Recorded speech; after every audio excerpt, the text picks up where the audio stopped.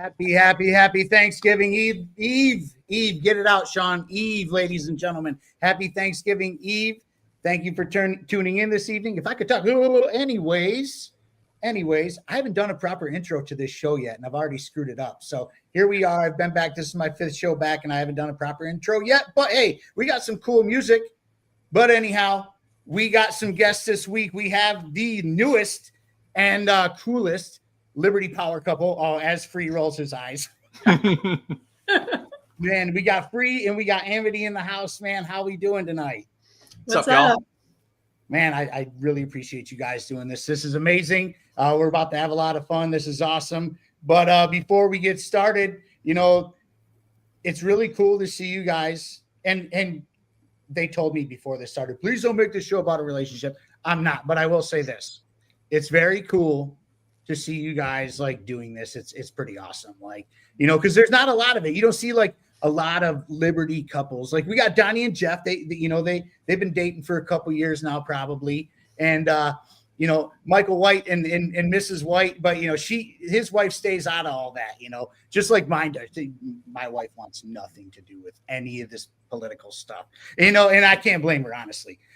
Yeah, there's not a lot of women in the Liberty space, I've found, compared to men. So it's a sausage party, let's be honest. It is. It's a sausage fest. Pretty much everywhere I go, it's a sausage fest. My local affiliate that I was involved in for a while, literally I was the only female, and we would meet once a month, and I would go out to dinner with like 6 guys. Wow. It was great. We'd sit around and drink and talk shit, and never any other women there.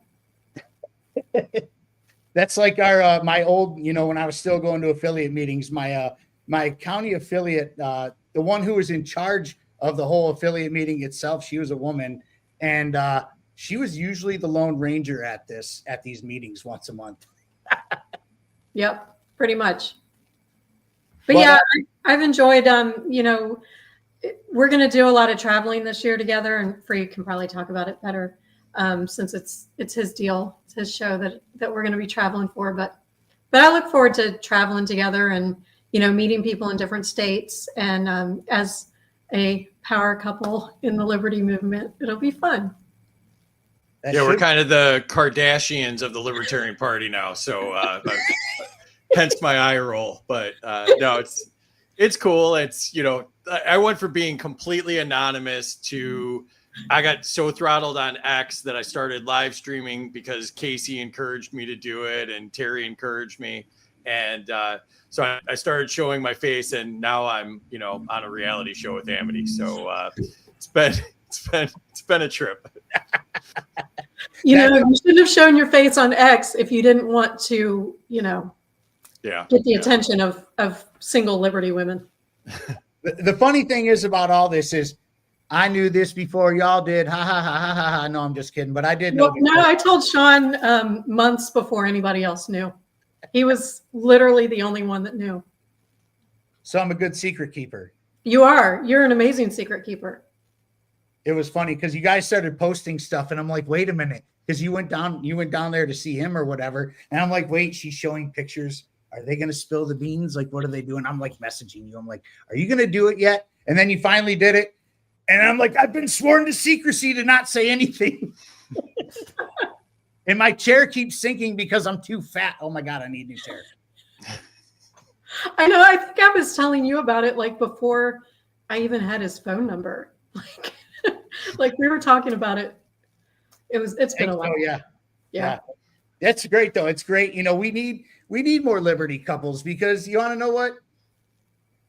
You're stronger as a pair. You know what I mean? Like you got more voices, and then people might pay more attention to what you're saying because you're getting groups of people from your side and stuff like that. So it could turn into something very amazing for the Liberty movement itself, but I really dig it. You guys, it's very cool. And, I hope you guys, just do your thing and make it work and have a lot of fun because relationships are a ton of work. I've been married for 10 years.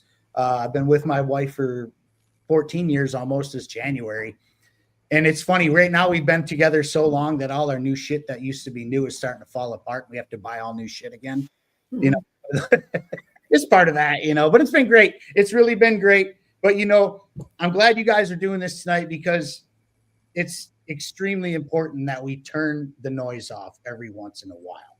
It's actually imperative to our mental health that we turn this stuff off for every once in a while, because we come from a time where we didn't have all this noise in our ear constantly 24/7. I mean, we're all Gen Xers here.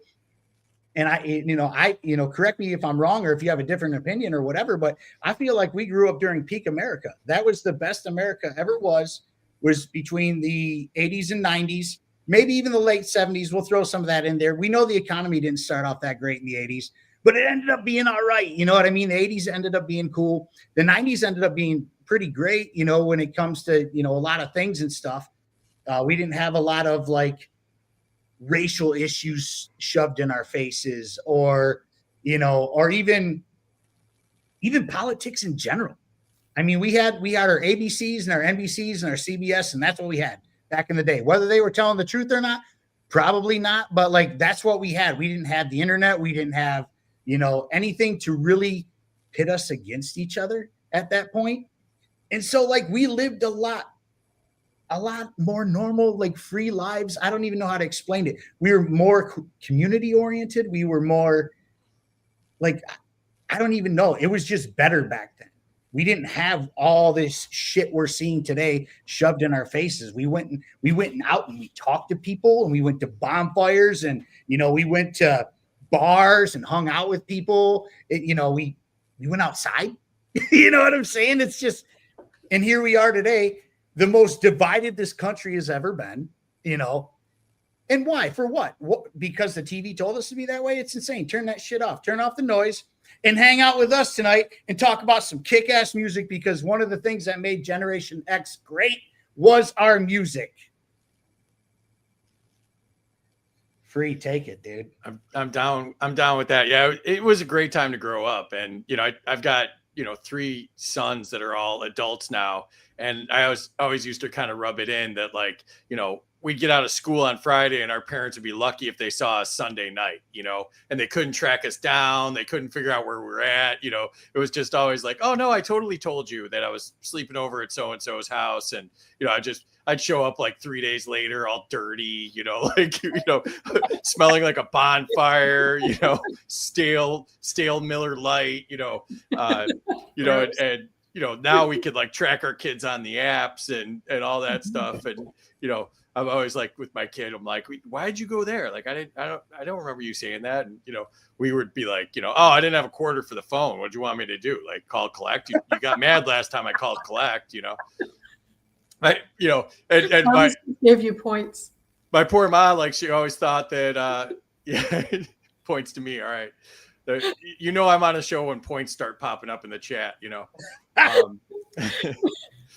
So I think I made my mom old before her age, because I'd always be like, I told you. And she'd be like, you did? Like, no, I totally didn't tell her. But see, I was the exact opposite. My mom graduated in the 70s, and she was not much older than me. My mom had me when she was 18. So when I would go out and do something stupid, you know, she knew right away. I would come home and she'd look at me like this, like right in my eyes. And it would freak me out, man. She'd be like, your eyes look like 2 pee holes in the snow.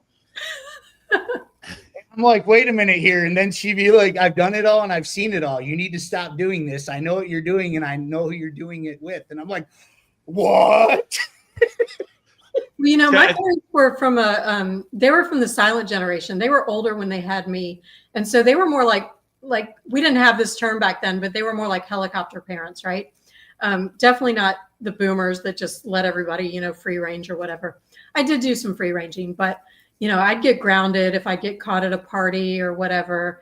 And then my mom would get sick of me being home. And so she'd be like, don't tell your dad, go back out, just go, just leave. Because she just wanted to, you know, watch her soap operas and have peace and quiet in the house. So I got away with quite a bit. See, Shaun, I think there's 2 ways you can grow up Irish, and we're both Irish, and Amity's a sliver Irish. Like, come on, I'm 13% Irish. Actually, I knew that was coming. But I could say something really naughty, but I'm gonna shut up. growing up Irish, though, I think you turn out one of two ways. You either like spill the beans if somebody looks cross at you because, you know, you grew up with the nuns and harsh parents, or you could be waterboarded and you won't give up an inch of information. And I'm the latter. Like you could literally like hit me with knives and stuff. And I'm like, I'm not spilling on anything. My parents never got word one out of me. I could take anything to the grave. Well, that's because we grew up, you know, we were told that snitches got stitches and ended up in ditches. So you didn't talk, man. That's just the way it was back then. You know, the snitch mentality boggles my mind because that is not what we grew up with whatsoever. Not only did you not snitch, you never wanted to be a follower.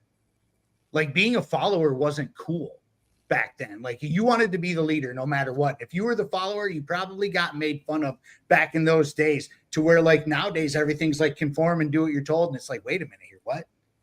That is not what we did. We did whatever we wanted, how we wanted to do it. And you want to know what? We all turned out all right. You know what I mean? Yeah. Like we turned out pretty okay, you know? Well, but, you know, what's funny is, you know, I was a scrawny little kid when I was younger. I was bullied by some of the other girls. I had like super low self-esteem. It was crazy. And I was a teen mom and got married at 17, you know, and I didn't have that leader mentality until I got a lot older. And, you know, I kind of grew into my skin finally, like just a few years ago. And so, you know, I have this theme song whenever I go on a show, or whenever I'm doing something like, you know, in the public eye, right before I do, I play this song from Andy Grammer, which is probably not your style, but whatever. It's called "Damn It Feels Good to Be Me." And I know that one. He was excellent on Frasier, if I remember correctly. No, wrong guy. But you know, I feel like you know, as an adult, I've gotten away from that follower mentality, and you know, so it took me a little while to grow out of that. And it wasn't, you know, for everybody, I guess, but it was one of those things. If you wanted to be like accepted by the crowd, like you didn't want to be the follower guy. At least it was for where I grew up in very rural Michigan. Like, you know, I didn't grow up in the city. I live in the city now, but I grew up in a very small town, you know, where, you know, things were very quiet and kind of normal now. But the funny thing is that small town is now like high society, and I couldn't even afford to live there. It's so bizarre. Like the funny thing for us was like, we were so scared of like, not just our own parents, but like everybody else's parents. Cause like we went to Catholic school. We had like this tight knit group of people that we just spent our whole lives around. And like, so if you wanted to smoke a cigarette, I'd be like, you know, we got to go like 8 blocks that way. And, you know, get completely out of, you know, like we like, you had to like, kind of like leave a certain, you know, square mile area to get out of there. Cause like, if anybody's parents saw you, you're in trouble. Right. So like, it was wild, you know, like, even though it wasn't connected, it was connected enough that you could get in trouble. Like they're like, you know, they saw you doing something, like it'd get back to your folks. We had, so there was a cigarette machine at our country club. And so we would walk on the bike paths, well, we called them the bike paths, but they were like the golf cart paths. And we would go to the country club and sneak in when nobody was looking and get cigarettes out of the cigarette machine when we were like, oh my gosh, we were like 12 years old. Like we were so young. And so we would sneak in and get those and then go smoke on the golf course. It was hilarious. Notice you said the word country club there. Just throwing that out there. We used to the rebel at the country club. The cigarettes we used to buy were at the bowling alley, at the local bowling alley, and they were in the vending machines there. But however, I could actually grow the whole chin beard by the age of 14. Nice. So like, but I couldn't grow a mustache until high school. But by the time I was 14, I could grow all of this and like some fuzzies here.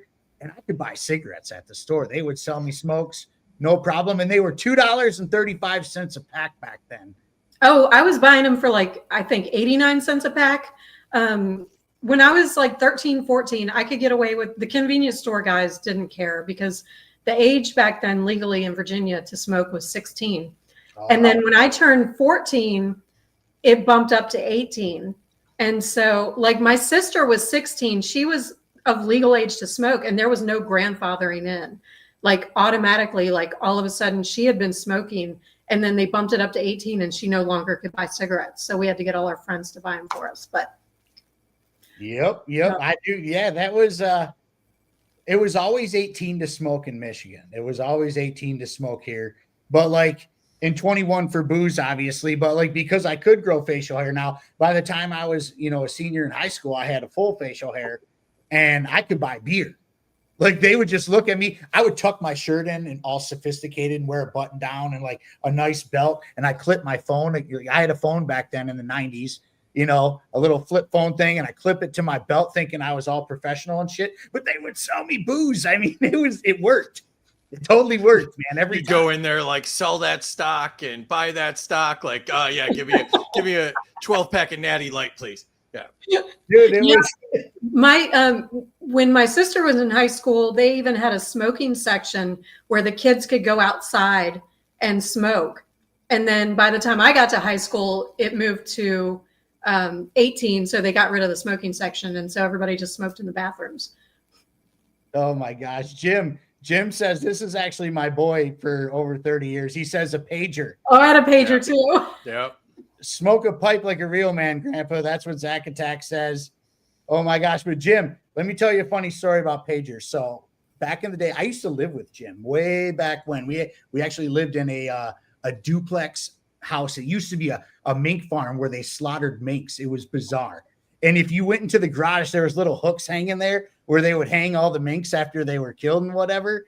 It was wild. And then the shower room was not this. It was sketchy, dude. Like the bathroom was a toilet and a sink in one room. And then the shower room was around the corner and it was all cinder block with just a shower head and a little nozzle for hot and cold or whatever. And that was it, man. And it was so weird, man. But hey, man, rent was only $400 a month for 2 people, in a 2-bedroom place. So, hey, think about that. Yeah, right. Grumpy said only drug dealers had pagers. Well, Grumpy, Well, Grumpy, we all have a past. Anyway. We do. We won't. But, one of the main things we're doing the show about is kick-ass music because it was just the best while we were growing up, man. We had music that actually had meaning to it. We had MTV, man. Like we were the MTV generation where they made music videos and stuff like that. And it was just way cool to like grow up and be a part of that, and some of the music was extremely based back then, Speaking of bass, did you listen to Rob Bass? Dude, I went and saw Rob Bass over the summer. I sent you the Love Rob Bass. Sorry to interrupt. All those guys came here. No, so at the end of summer every year, Labor Day weekend in Royal Oak, Michigan, they have a thing called Arts, Beats, and Eats. And it's not just a clever name. It's a bunch of people who sell their art and, music and stuff like that and good food and food trucks and shit like that. But at nighttime, they always have these super nostalgic acts that come through. Like this year was Vanilla Ice, Rob Bass, Young MC, and CNC Music Factory. Hell yeah. What a cool show to go see, man. Oh, like yeah. It was very cool, but it was funny. So every single, and then a couple nights before that. Somebody in the chat's got to take away points for that. Somebody's got to take away points. No, come on, Free. That's terrible. That's terrible. No, that's amazing. I veto that answer. Nope. Somebody did give you 800 points for something. Let me go back. Yeah. I don't know how to scroll up on that. You guys are going to, oh, wait, I just figured, I just did something. Woodcraft gave 100 points. I'm totally winning. I've been keeping score. 100 points to Free for taking that nonsense down the road. That's funny. This is too funny. I love that you don't know how to scroll. Came to get down. Oh, Slick Will. Slick Will. I'm smoking. Slick Will in the layabouts that's my music right there. That's the dude. Oh my gosh. That is the bomb. Your intro was going on. I was like headbanging and jamming. I was playing air drums. Like it was so great. That's good stuff, man. That is a lit intro. I love it. It is. I told him what I wanted. He goes, "What do you want?" I said, "I'm a big thrash thrash, fan and a punk guy. And he came up with that. And I'm like, fuck yeah, dude. Like, this is great. I want to hear That's some fire. more of his music. Oh, dude. Hey, Slick Will, put up your link for music so they can look it up. Because he's got a whole Spotify thing. It's pretty cool, man. It's very awesome. Okay. Now, Amity's like 3 in already. I know I'm about to be 3 in, but please, before we really get going, please like, share, follow, and subscribe. I need that more than anything right now because I'm being buried in the pits of hell of the algorithms. For whatever reason, I haven't even talked about the Jews in like a couple weeks. I know all the reasons. I know all the reasons. The reasons are apparent. Oh, okay. Don't throttle me by talking about that shit. I'm streaming on mine. I have a potty mouth, and I talked about the hat people, and I don't talk about the hat people anymore. Though I gave that up. Jesus told me not to talk about it anymore. I'm not doing it. No, do you only do that on my show now? Is that what? Is that the thing? You only do that on my show? Is that the thing? Well, no. This was a recent revelation. I don't know if you caught that. Shit. All right. Well, I'm then losing I have to have points you for back on. White Claw, by the way. Yeah, that's fair. No, a couple, like probably a few weeks ago now, I talked about this with Noel Olin when he came on my show. You guys are going to think I'm nuts, but Jesus Christ spoke to me. And so I was at work doing sketchy ladder work, literally sketchy ladder work on a staircase. I paint houses in the wild. That's what I do in real life. And from out of nowhere, I hear this voice. And it was the night I was going to do a show with Rechtenwald where I was planning on going completely Kanye. Okay. And all of a sudden I hear a voice loud as like clear as day, as you guys can hear me right now. Relax. I got this. Scared the hell out of me. You can have it. Take it. Sure it wasn't the paint fumes? No, we weren't using oil that day. As a matter of fact, our wonderful Michigan government outlawed oil-based products, which totally screws people like me because I need oil-based products for certain situations like water stains and painting raw wood. Like, you have to have that stuff. You have to have it. But you're not allowed to get it here. But I got a paint store just down the road from me who said, hey, they're not going to tell me how to run my business. If you need oil, I will order it from out of state for you. I said, you are the man. But now, when it comes to Generation X music and like ultra based, like meaning behind it.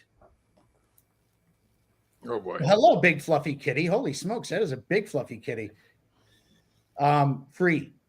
Who's the first band or first song that comes to mind? For 90s?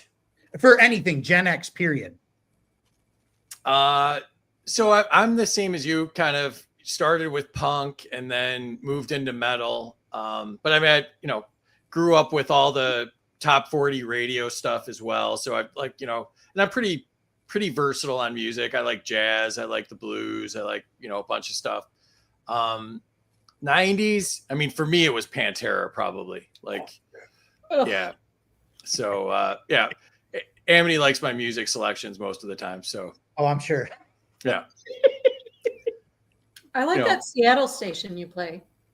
Yeah, there's this great Seattle station called KEXP, and they stream. And since they're 3 hours behind me, their morning show comes on at like 10 a.m. my time. And so I play their morning show, and he's kind of like a grunge guy and plays like a bunch of like, he's kind of he's a Gen Xer, and Minor Threat's legit. But yeah, for me, Pantera. Yeah, very nice. Never heard of them.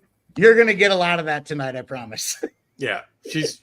I don't know. Amity's a bad match for us on talking music because me and you are probably like this, and Amity's gonna be like, "Who?" Yeah, but Amity's chimed in on a lot of my music posts, so it's a lot of fun to have her in this because like she's had some fun with some of my music posts that nobody ever sees because they don't show my stuff. But Pantera, and then but when it comes to like a message, like a good based message of whatever, it could be anything because we had a lot of that, during our time. So like, who would be your band like right off the rip, who is it? Or like one song in particular that's like, whoa. I don't know, like Soundgarden was a big one for me. Love okay. Chris Cornell. Rest in peace. Yeah, rest in peace. Message wise, like I was more into like the bass and drums and like, the heavy grind and, and then like, the kind of the screeching guitars and the wild solos and, Slayer, Dimebag, all of those, like, yeah, Grumpy's gonna be Grumpy. I mean, that's all we got. Isn't Grumpy the boomer of the crew though? Yes, he's a boomer. Yeah, he was saying that he likes Sinatra, and it was in the chat somewhere. You might have to scroll to see it. Nice. Minus 200 for. Oh boy, Amity. I think you need to go to school about Minor Threat. You think that you go to school? Amity's down big right Beastie now. Boys. Hell yeah, Jake. Okay, so the Beastie Boys was my second concert of all time. Or it might have been my third. I get them flip-flop. My first concert was Michael Jackson, and my second concert was either Poison and Tesla or Beastie Boys and Run DMC, and the other one was third, but I can't remember which was which because that was the 80s, and like if you expect me to remember a lot of that, you're sadly mistaken. So I was into a lot of hair bands. I saw Bon Jovi with Cinderella, and then I saw Bon Jovi with Poison. And then I was kind of into, hell yeah, Motley Crue. My parents didn't let me go see them. I didn't see them until 2014, their first farewell tour, until they came back and did another farewell tour. But I was into hair bands and then like New Kids on the Block and, girl shit like that. But being from the Richmond area, GWAR was really big in our area. So one of my really good friends in high school was a bass player, Corey Smoot. And he was a huge, like one of the biggest GWAR fans. And when he became an adult, he became the bass player for GWAR. No way. Yeah. And a few years ago, he OD'd on heroin. Yes. Rest in peace, Corey. And so, that's, even though I wasn't a huge GWAR fan, GWAR was a big part of my culture, growing up. So, I'll tell y'all something right now. If you haven't lived until you've had blood and cum shot on you from freaking a GWAR show, dude, I'm telling you right now, those shows were absolutely insane. Like, I've seen them. Shoot, man. Shaun, I said I didn't want to talk about our relationship. Dirty. oh my God. Come and fuck you guys some fucking vampires or what, dude? Yeah. I'll get your show canceled this time. It'll be a nice switcheroo. No, that's okay. It's whatever. You owe me one. But no, seriously, GWAR concerts are something out of this freaking world, dude. Like, I've probably seen them a half a dozen times. I probably should have seen them more, but I've seen them at like the most coolest, most tiniest exclusive clubs that you could go see them, like at the State Theater in downtown Detroit, which is now the Fillmore. It only holds a couple thousand people. That's one of my favorite places to see a show. And at the Majestic, which is also downtown, which is a very, very, very small venue, probably holds about 1,000 people. The first time I ever saw Avenged Sevenfold was there. There was only 800 people there, and tickets were only $15, if you can believe that. Yep. There was this place in Chicago on the north side called the Aragon Ballroom. And it was actually a ballroom back in the day. My grandparents went on dates there and danced. And then it turned into it's kind of a shady area. And so it turned into like a music venue. But they had a rule that, to have performances, they had to have chairs. So they put out all these folding chairs. And at the beginning of the show, everybody pick up the chair and pass it over their head to the back. And they throw them in a huge pile in the back corner at the beginning of every show. And then, then there'd be a mosh pit and, all of that. So it's like, my grandma would be like, I live with my grandparents. And so my grandma would be like, we went dancing there. I'm like, yeah, I'm going to see Slayer there. And I'm probably going to get some ribs broken. But, little different scene. But okay, now I got to do it just because I love them so much. And you just chimed in about this record not too long ago on a post that I made, and you're like, that was the best album. I was like, hell yeah, brother, that was great. I'm more of a Rain and Blood guy, but this album is absolutely amazing. And they're extremely based. Like Slayer, you guys, like, if you didn't pay attention to the lyrics back in the day, those bands were extremely political, whether it was Slayer. Like my band would be, if I were to pick like the bass band who had a bass message, Megadeth 100%. Megadeth's music is, I don't trust the government. I hate the government. And I have some sick ass licks and riffs to play for you. Because Dave Mustaine is hands down the best songwriter out of the big four, in my opinion. I don't know. I love Slayer. Slayer is my favorite band out of the big four.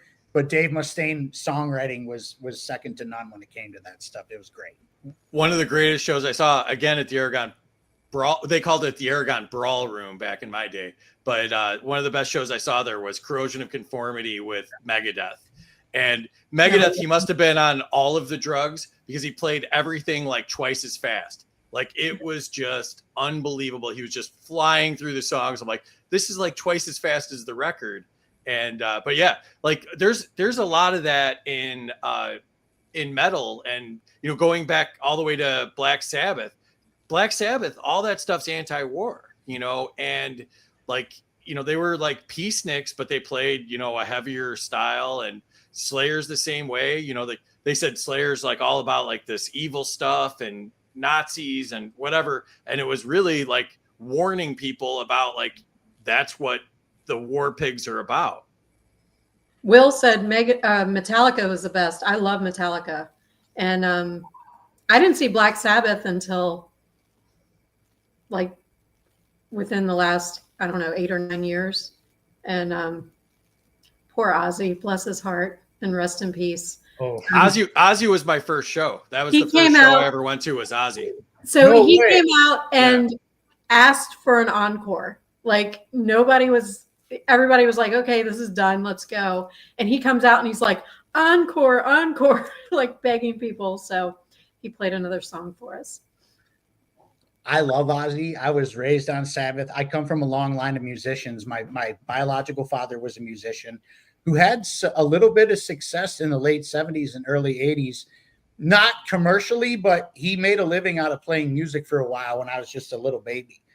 He was able to go to bars and they were playing gigs 4 or 5 nights a week and making money. Because back then, like, bars actually paid money for bands to show up and play if they were good, like whether they were a cover band or not. But my dad's band got to a point where like they would play, one of their sets would be all originals and people loved it, But life happens, you have more kids and you had to put that to the side, and then my mom married later on my adopted father, who was also a musician. Mama Buds had a type. Mama Buds definitely had a type. She would kill me if you're listening. I'm sorry, Mom, but Mom was a little bit of a groupie. She loved her rock and roll people or whatever. I mean, how can you not say that? Your dad and your stepdad are your freaking, your parents. You know what I'm saying? Like it's hard to say otherwise. Sorry, Mom, if you're listening. I doubt she is. She doesn't care for my content too much. She just reported you to YouTube. Well, I mean, hey, if I've probably had a half a dozen shows taken down from YouTube by now. So, I mean, whatever. Well, talking about 80s music, we have a fellow Irish American, and I say fellow because I am 13. Oh boy, here we go. Stop. Amity sees me and you, Shaun, and she's like, "That's a club I want to be in." That's what Amity. Look, Amity's like, "I want to be one of you." Before I was worried about surveillance, I actually had that DNA kit done by Ancestry. And I'm 13% Irish, even though I'm probably from the Irish, Scottish, like Protestant part of Ireland. Doesn't even count. though I've converted to Catholicism. So we're all like Irish Catholics here now. Well, doesn't count. I'm vetoing the 13% right now. Okay. I'm 13% Irish. I'm vetoing it. Anyway, a fellow Irish American blooded the brave. Okay. That's my dog. Shaun's homie. All right. So on X, he's at the Brave Rebel. everybody should follow him at The Brave Rebel. And you can find his content, Blooded the Brave, on Spotify, Apple Music, YouTube, wherever you get your music. So he's an MC with like an 80s rap hip hop vibe, which I love, which, Free probably doesn't love because, it's like the Rob bass. I don't like any of those words. Yeah, Kid and Play, I don't like any of those words. Type feel. But his tunes are like anti-government, anti-war, anti-surveillance, anti-establishment. And, like he challenges people to like question what you're told. So, all his lyrics are like really hard hitting and questioning the government. So I love it. And he's a friend of ours on X. And I just think, night. It's 4:30. Grumpy's got to leave. Love you, mean it.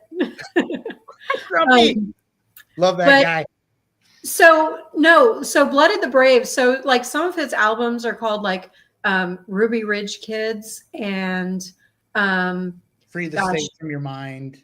Yeah. Throw the Shoe. I'm sorry. It's Throw the Shoe. Welcome to the Watch List. Yes. So, and he just had a new album come out like last week, I think. It's been a couple weeks now. Yeah. But yeah, a couple weeks. It's called The Wizard. And I've just recently listened to, all the new tunes on that. And it's really good. So highly recommend. It's rebel music. He's yeah. It's anarchist hip hop. That guy's a fellow anarchist, and really like lyrically, he says the things that people are afraid to say. I would guarantee you he's on a watch list with me. But Brock has told me that I'm probably on 4 to 6 federal watch lists. Who told you that? Grok. I can tell you something funny. What? I have a client whose son who had this was a couple years ago now. Her son just graduated college and got a job with the FBI.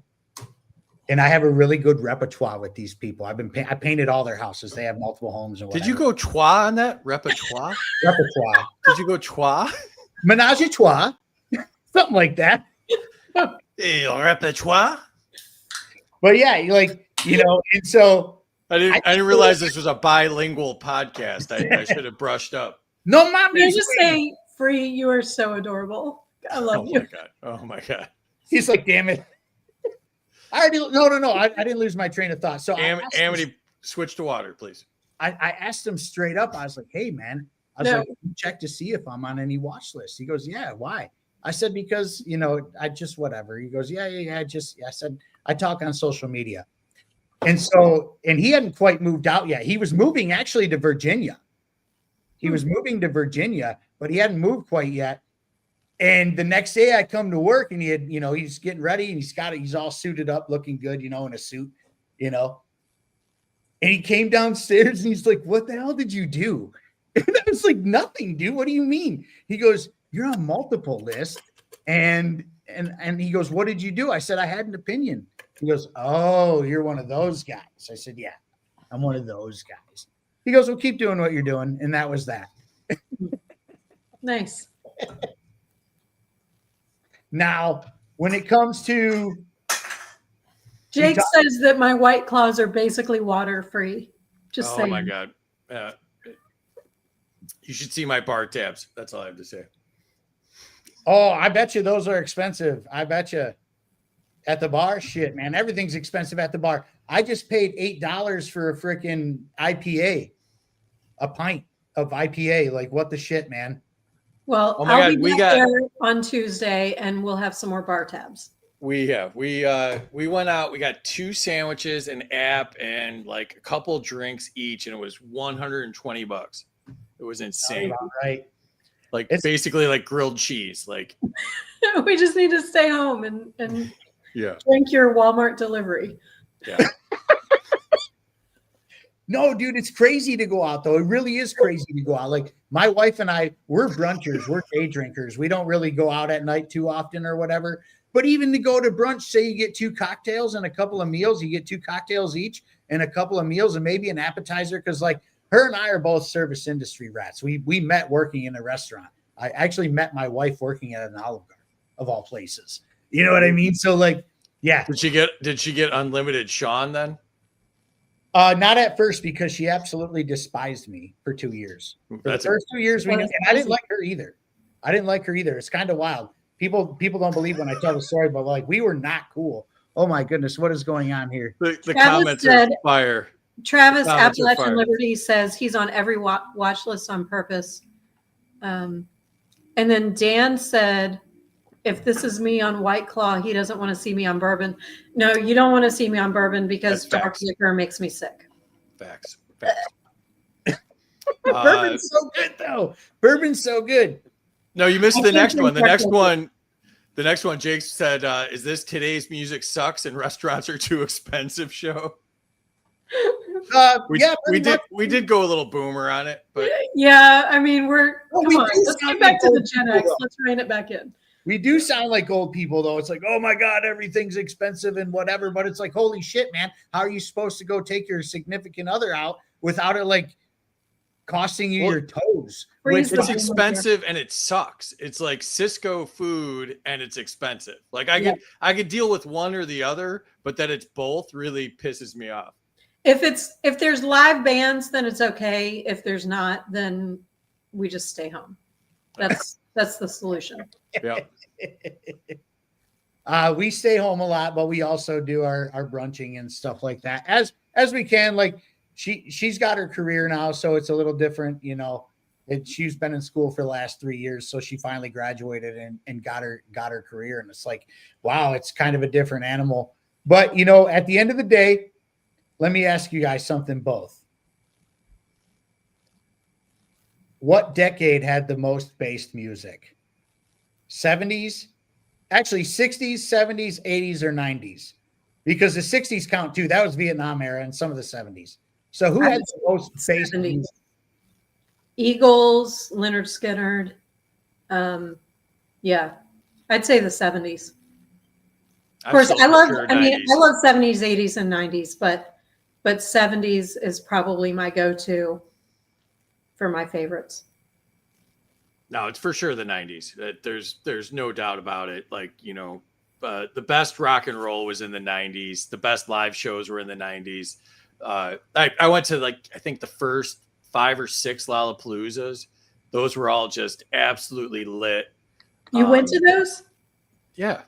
Oh, man. It used to be a touring festival. It wasn't a thing that was in Chicago for a weekend, and that was that. Like Lala used to tour everywhere. Like I saw some of the best bands. I didn't ever go to those. I saw Nirvana. I saw the Chili Peppers. I saw Soundgarden. I saw Alice in Chains, Metallica. I never saw any of them. Tool, Living Color.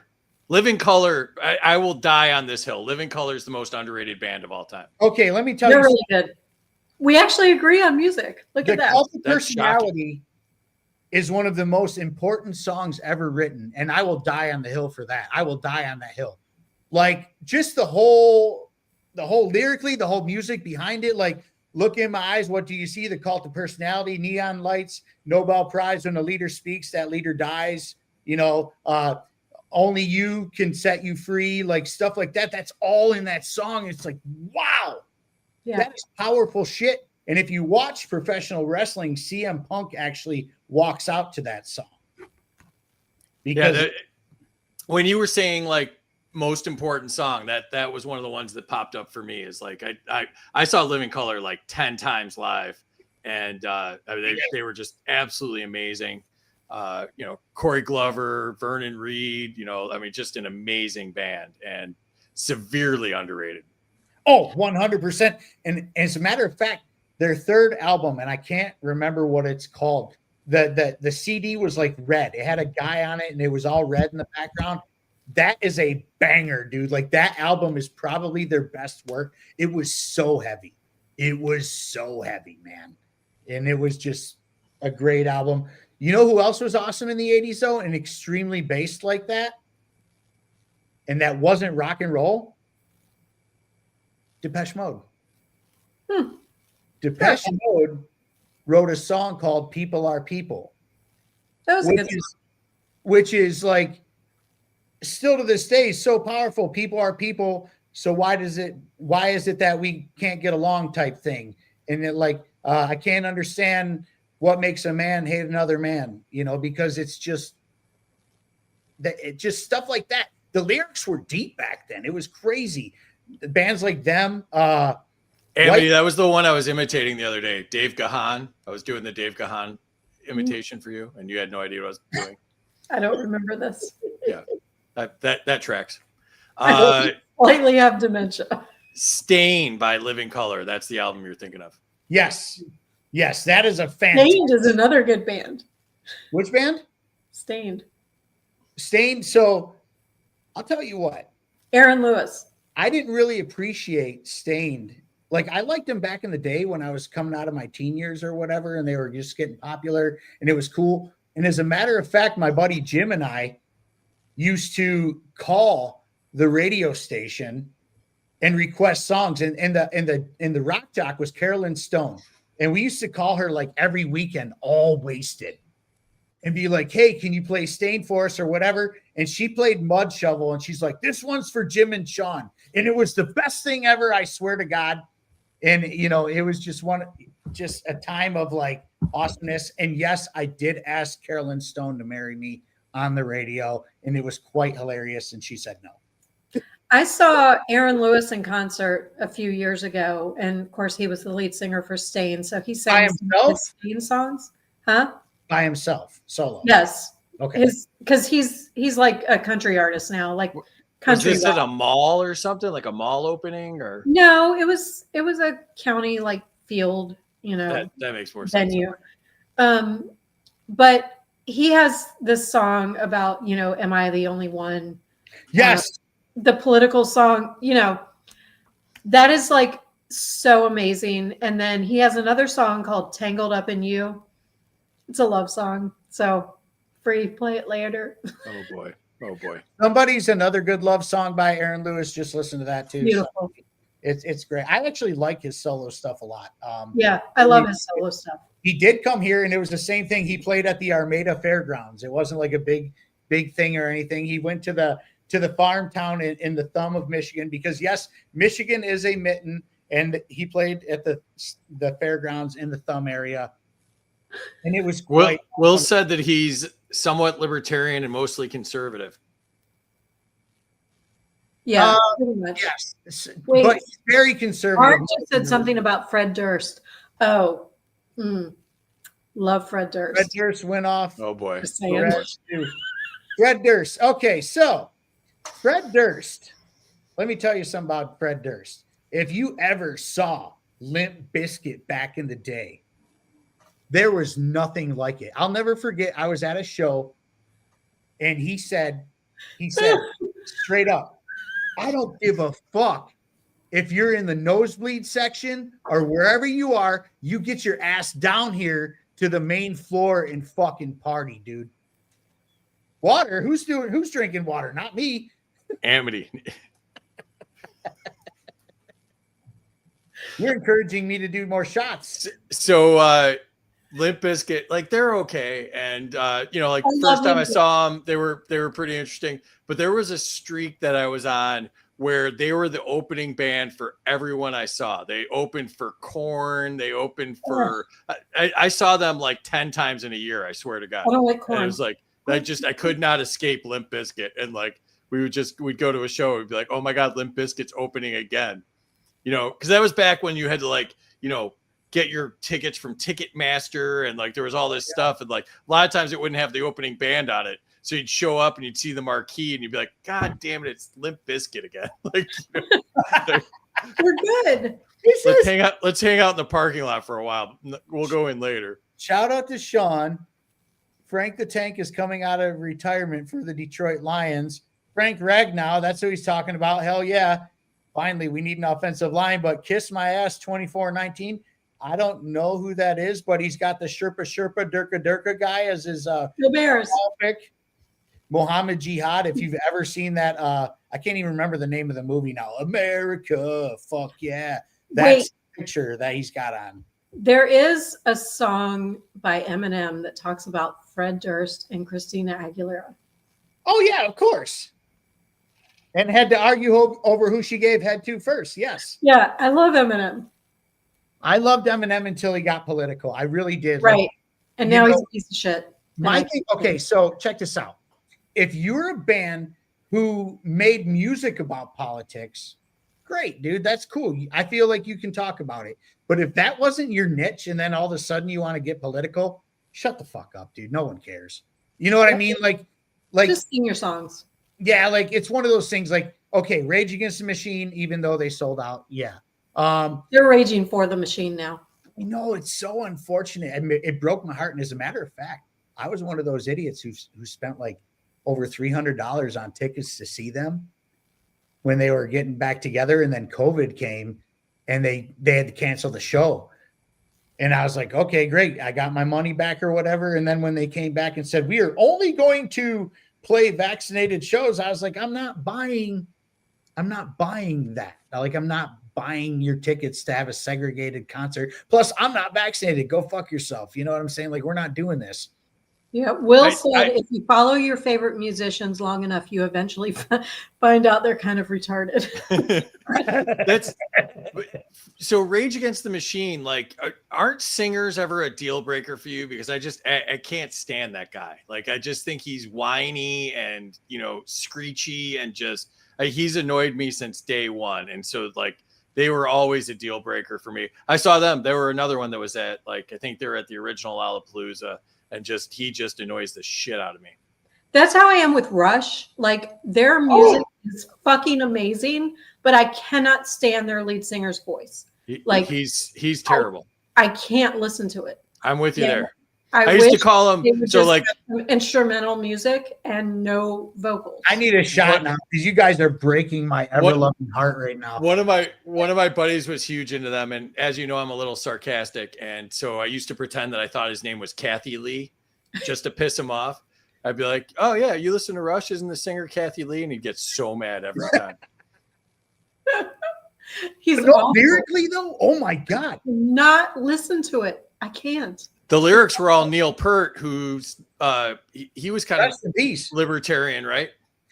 Neil Peart was just a guy who he never claimed anything. You might have thought he might have been a libertarian. I don't necessarily know what they were. They were. I think he in interviews talked about Ayn Rand and stuff like that. So, I used to call him Neil Peart Plus, and that also pissed off my friend. One of the greatest live bands I've ever seen, honestly, Rush. Swear to God. As a matter of fact, the first time I ever saw Rush was in the very early 90s.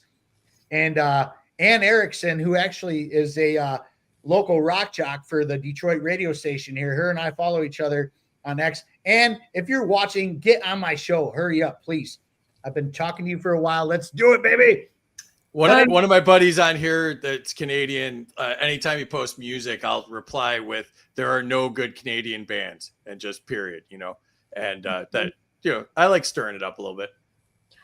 By the way, speaking of X, apparently we're having Twitter wars, and I have more viewers on my stream than either of y'all's. Well, yeah, because they're thinking that you're drinking enough that you're gonna like fall out of your chair or something. Like this is must see TV here.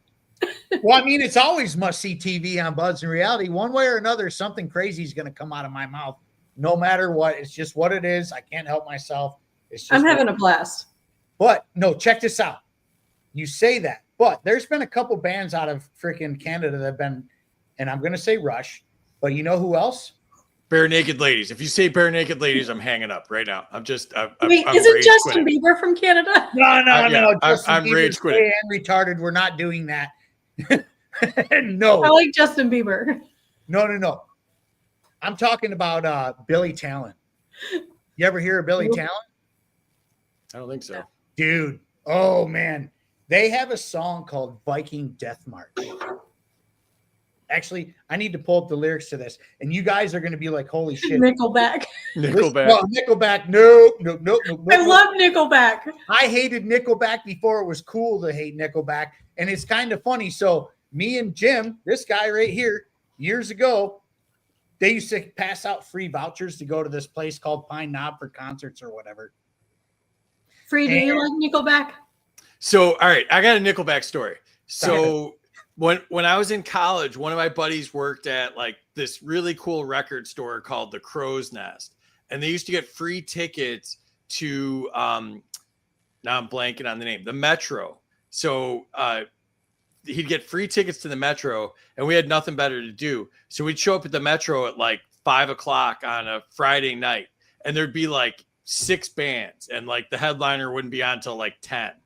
And so we show up one time, and the first band is Nickelback. And this is before anybody knew who they were. And they played, and there was like 50 people in there. And so they come out afterwards, and they're like mingling with the crowd and stuff. And we used to get there early, and we could sit in the balcony where they had tables and bar stools and stuff. And so they came out and they hung out with us, and we drank beers with them. Super cool guys. And like, I mean, they definitely can play, and, you know, I mean, they're very poppy and, you know, hook oriented and all that, but just really nice guys. So I have a soft spot in my heart for those guys. So I mean, my Nickelback story, I guess, would give me a soft spot in my heart because it's so damn funny, but we got all these free vouchers to go to this Nickelback concert, right? At Pine Knob, which was an outside amphitheater. You can go, all the free shit was, you know, in the lawn seats or whatever, which is where you want to be anyways, because that's where the party's at. But as we're leaving, oh boy. Oh. Here we go. It's off the rails. I'm gonna go get another. So, as we're leaving, Amity, get water. You're looking for water, Amity. We're walking to our cars. We're all fucked up. We're trying to figure out where our car is. And we walk past this car, and it's bouncing up and down, dude. And we all look in the window, and this guy's freaking giving this girl the business, dude. He's banging her or whatever, dude. And what does Jim do? He bangs on the window and says, "Hey, man, you need any help in there?" And I'm like, oh, my God. We all take off running like a bunch, giggling like a bunch of schoolgirls. We like got to get out of there. Jim, if you're still on here, I really hope you remember that story because I do with all my whole heart. And it was so funny, dude. It was just, that's my Nickelback story. But let's talk about Billy Talent for a minute. Viking Death March, dude. This song, I listen to this before almost every podcast or anytime I'm going to speak somewhere in front of people because it gets me really jacked up. Woo! He says, you don't have to stay in your lane. No, you don't, dude. That was so funny, though, man. He pounded on the window and asked it was the best ever. But check this out. Listen to these lyrics. That is great. Down, let's take it down. Raise up their heads on a stake. We will show no mercy on evolution's mistake.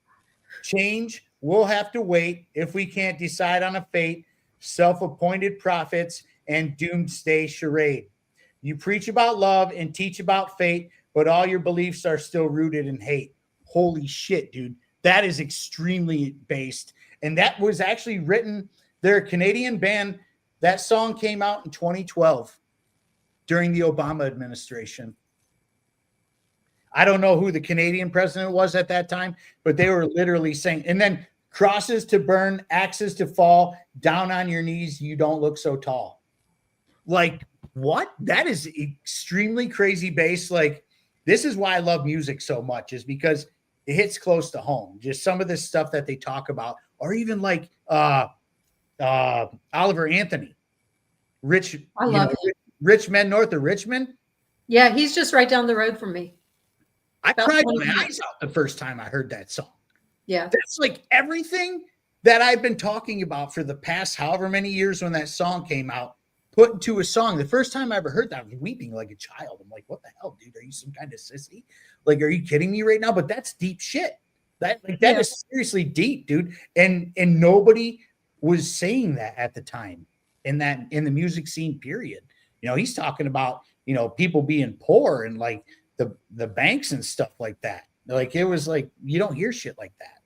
Yeah, I mean, there's some rural areas, you know, in Virginia. He's in Farmville, which is just a little bit west of me. And, you know, I grew up in Richmond and the Richmond suburbs. And, you know, just hearing that really hits home for me because, you know, policy is made north of us in Northern Virginia. And, you know, we feel like, you know, it's not really Virginia.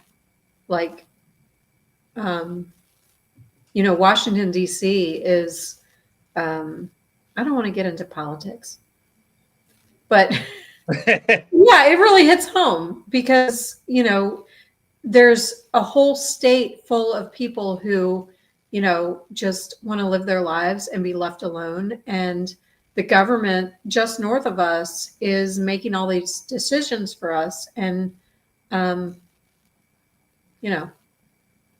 I think that's every state. Like here in Michigan, Detroit and Lansing run the show for the whole state.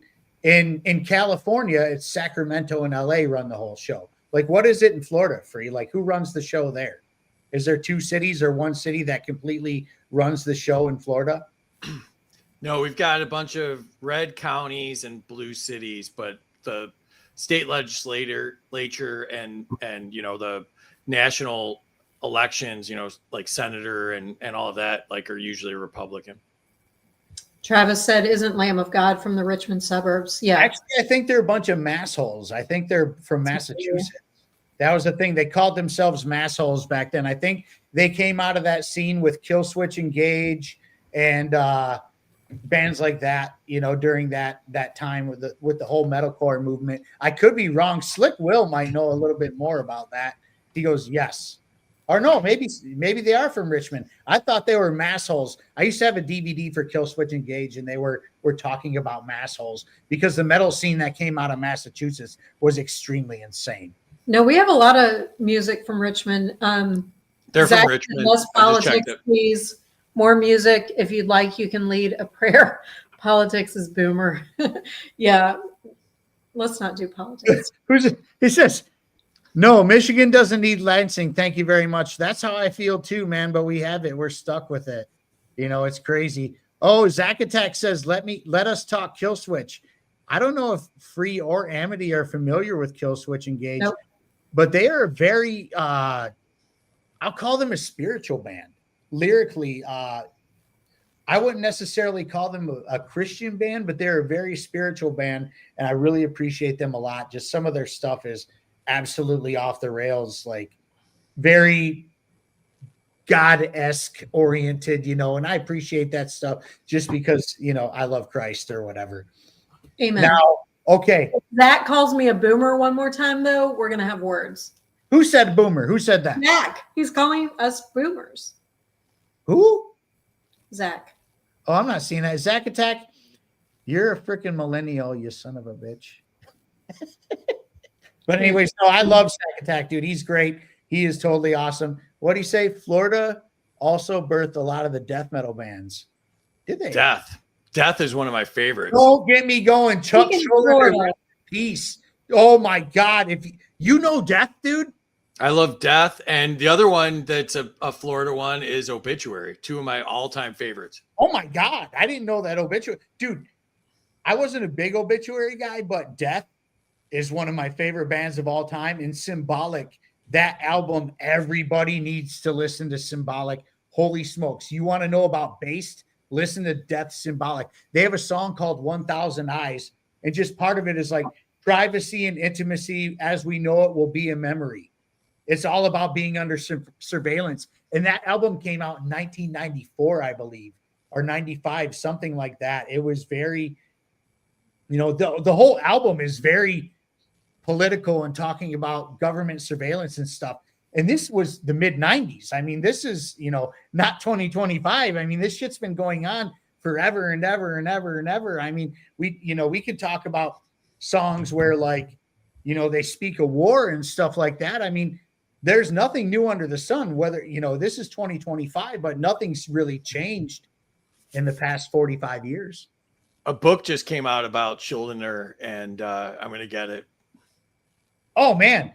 We should actually get that book, read it, and then do a pod about it, because that would be badass, dude.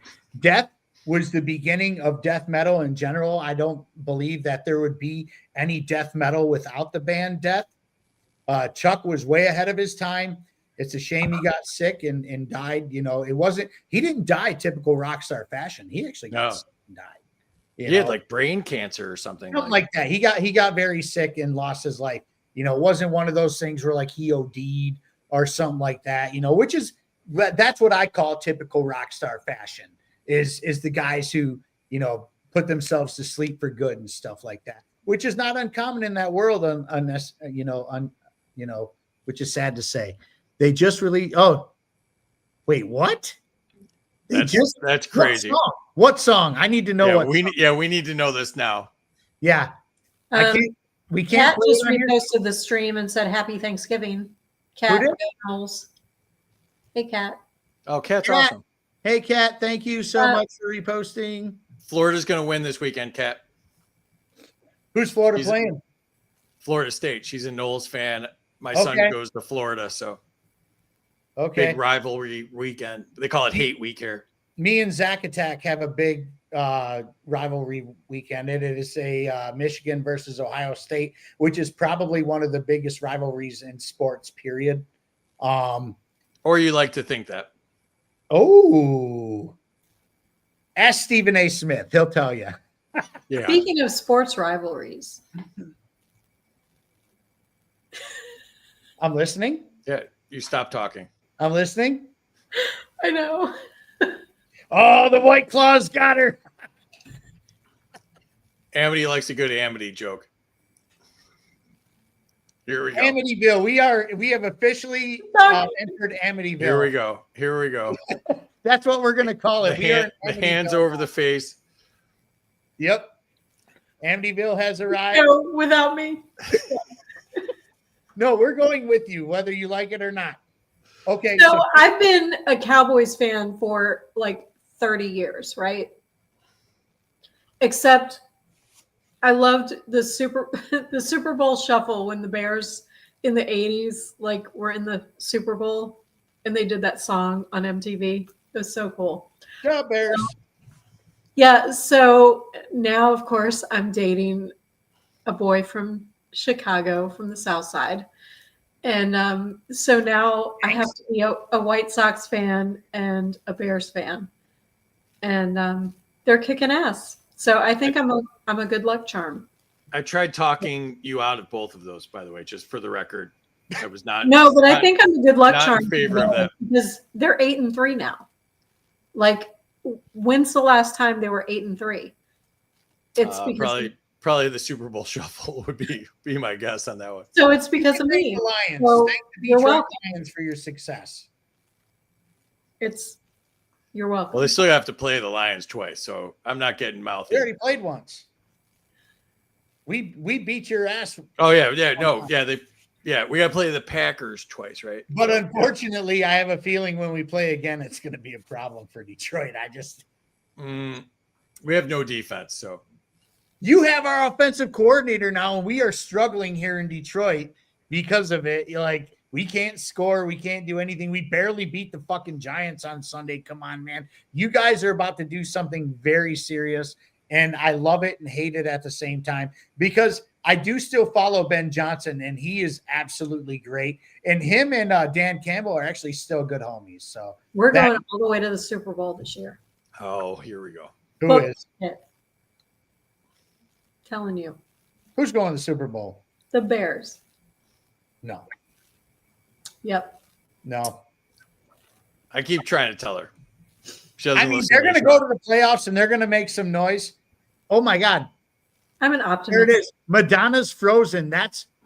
Oh my God. I'm so listening. This is the first thing I'm doing when the show is over is listening. Like Frozen, the musical? Yeah. No. Madonna has a song called Frozen. How much trouble could we get in if I just played it on my phone?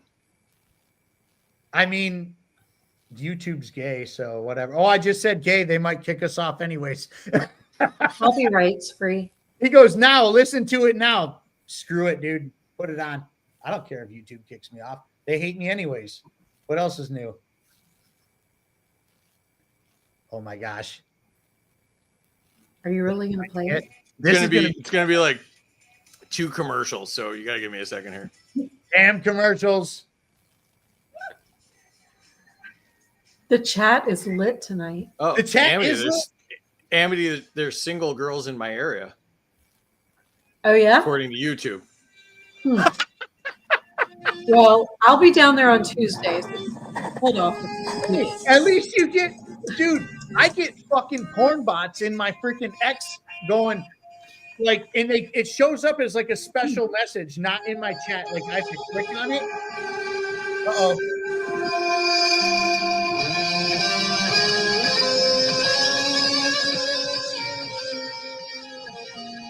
No, turn it up. I can't hear.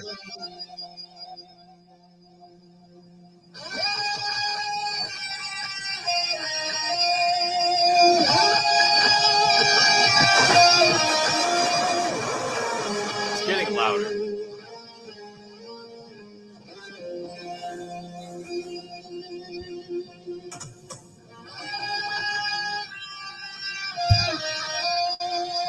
Is it an instrumental?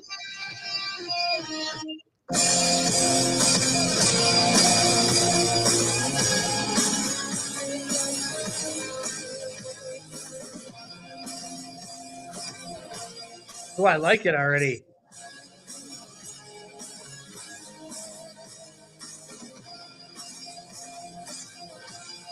He said it is an instrumental. If I could, dude, I remember this song. Oh, I get it now. I love it. Oh my gosh. That's lit. Amity went to get more carbonated water. Yeah. Is that what she's hiding in her sippy cup? Somebody trip her. It's all good, man. This is the night before Thanksgiving. It's the biggest bar night of the year. Thank you so much for tuning in. Seriously, it's just a good time to just talk, man. It really is. Like, it's exhausting to just do the political thing every single week, time after time, or even get on social media and be like this, that, or the other. Like, do you ever get sick of it? Seriously, do you guys ever get sick of it? Because I do. It's annoying.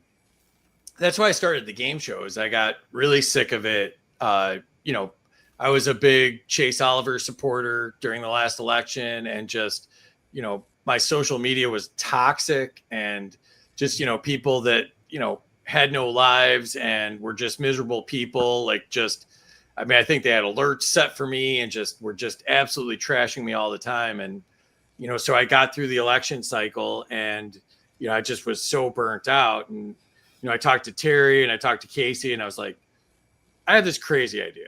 I'm like, I want to start doing this game show.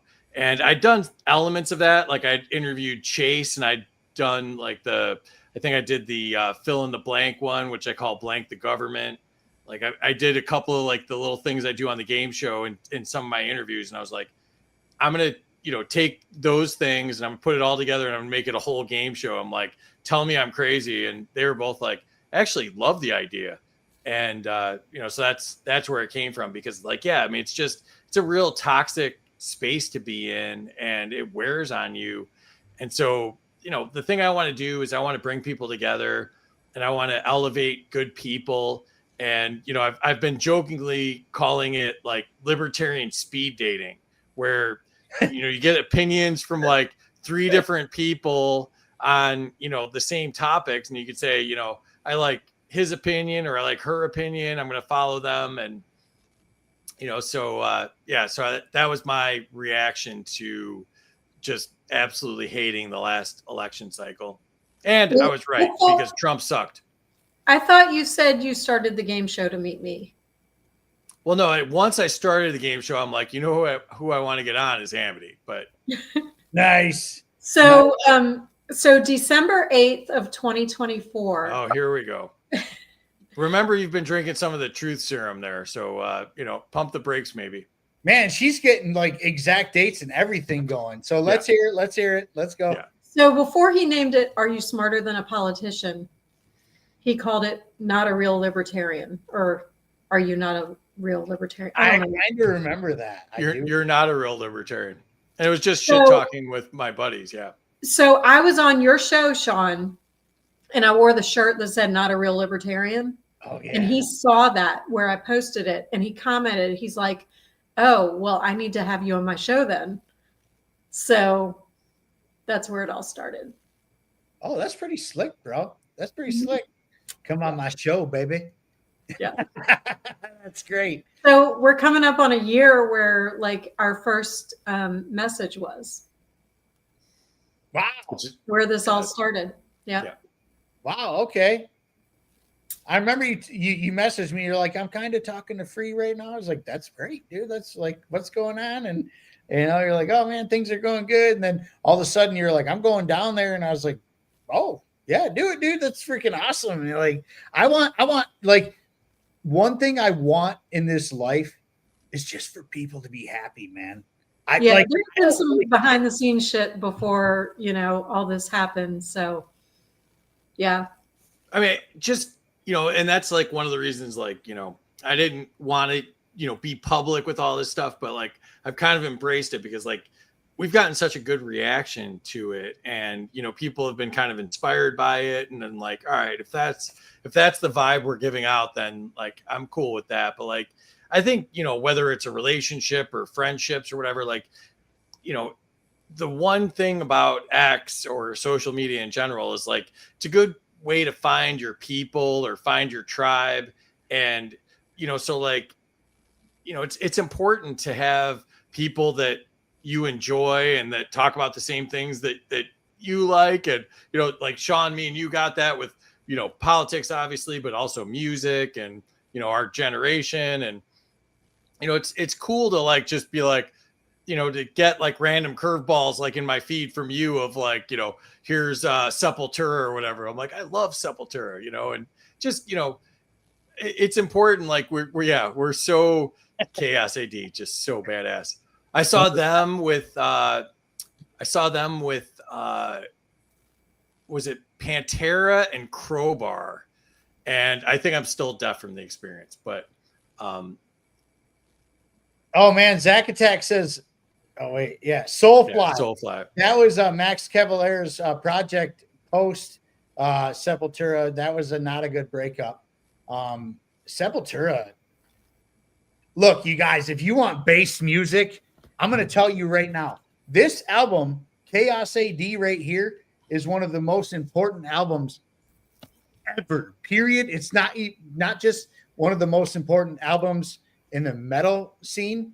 It's one of the most important albums ever because they were talking about government corruption, war, propaganda, like religion and stuff like that. And they just went ham on that album. And it was absolutely like incendiary to what was going on at that time because this was early 90s coming out of the hairband era, and metal was kind of lost at that moment. When this album was coming out, Pantera was just really coming through. Like they had Cowboys from Hell, and they had a couple of, actually, this is funny. Pantera was actually a hair before they were what they are as you know it. And Phil Anselmo wasn't their lead singer. I can't think of the old singer's name off the top of my head at the time, but it didn't work. And so Phil Anselmo came in. They got a different vibe. They got a groove metal going. Now, Cowboys from Hell has Cemetery Gates and Domination and, Heresy. And that was a great record. But Phil was their singer with some of the hairband stuff, but it was Terry Glaze before that. Okay, yes. But the other thing I'd add to the Sepultura thing is, and I'm not like a big green person, like the green agenda or whatever, but I do believe that like we're trashing the environment. And like a lot of Chaos AD is about, like corporations bulldozing, like they're from Brazil, right? Like, yeah, which was a different animal. They're trashing their country, and a lot of it's about, like that they're destroying our country, which is like both, something that can be done physically and symbolically. So like, yeah, I mean, just straight up awesome shit right there. And also somebody, Travis said KMFDM and SOAD. KMFDM, I saw them with 808 State at the Congress Theater, I think. So yeah, I got you there. My boy John got the shit kicked out of him in the KMFDM pit. And as far as System of a Down goes, whoo, if you have never seen System of a Down live, you are missing out on life, especially like they're probably older now and they're not as pumped as they used to be. But I saw them tour on Toxicity, and I wish I would have saw them tour on the first album, really, because it was even more intense then. But boy, oh boy, when they toured on Toxicity, that was just like something out of this world. But they, you know, the record before, they had a song called Pluck, and Plucks was an acronym for something that I do not remember at the moment. But the chorus was amazing. Revolution, the only solution, an armed response to an entire nation. Revolution, the only solution. We've taken all their shit. Now it's time for restitution. Whoa. That's freaking bass and incredibly deep. And they were talking about like their country. I had never heard of the Armenian genocide before System of a Down. They gave me a history lesson, kind of like Iron Maiden did with Run to the Hills and some of their music. So a lot of their music was a history lesson.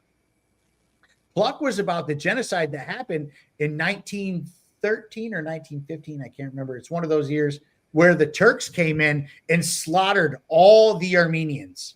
Mm-hmm. And so System of a Down is a complete Armenian band. They're all Armenian. All their last names end with IAN, which is a Armenian thing, kind of like ski with the Polish people, you know. And so they really opened eyes to what happened there. And as a matter of fact, Barack Obama was the first president of the United States to acknowledge that that was a genocide. You know, because they went in and the Turks killed them all. The Middle East has been out of control since the beginning of time. It's biblical, you know what I'm saying? Are we getting political again? I got some breaking news to break it up here. Yes, just got a text message, and my stream's beating your stream, Amity. So no, enjoy bullshit. that. Yep. No, I gotta look. Okay, and I want to go to the chat real quick after I check this. Hang on. You have 456. I have 266. Oh my gosh. I got 290. Fuck.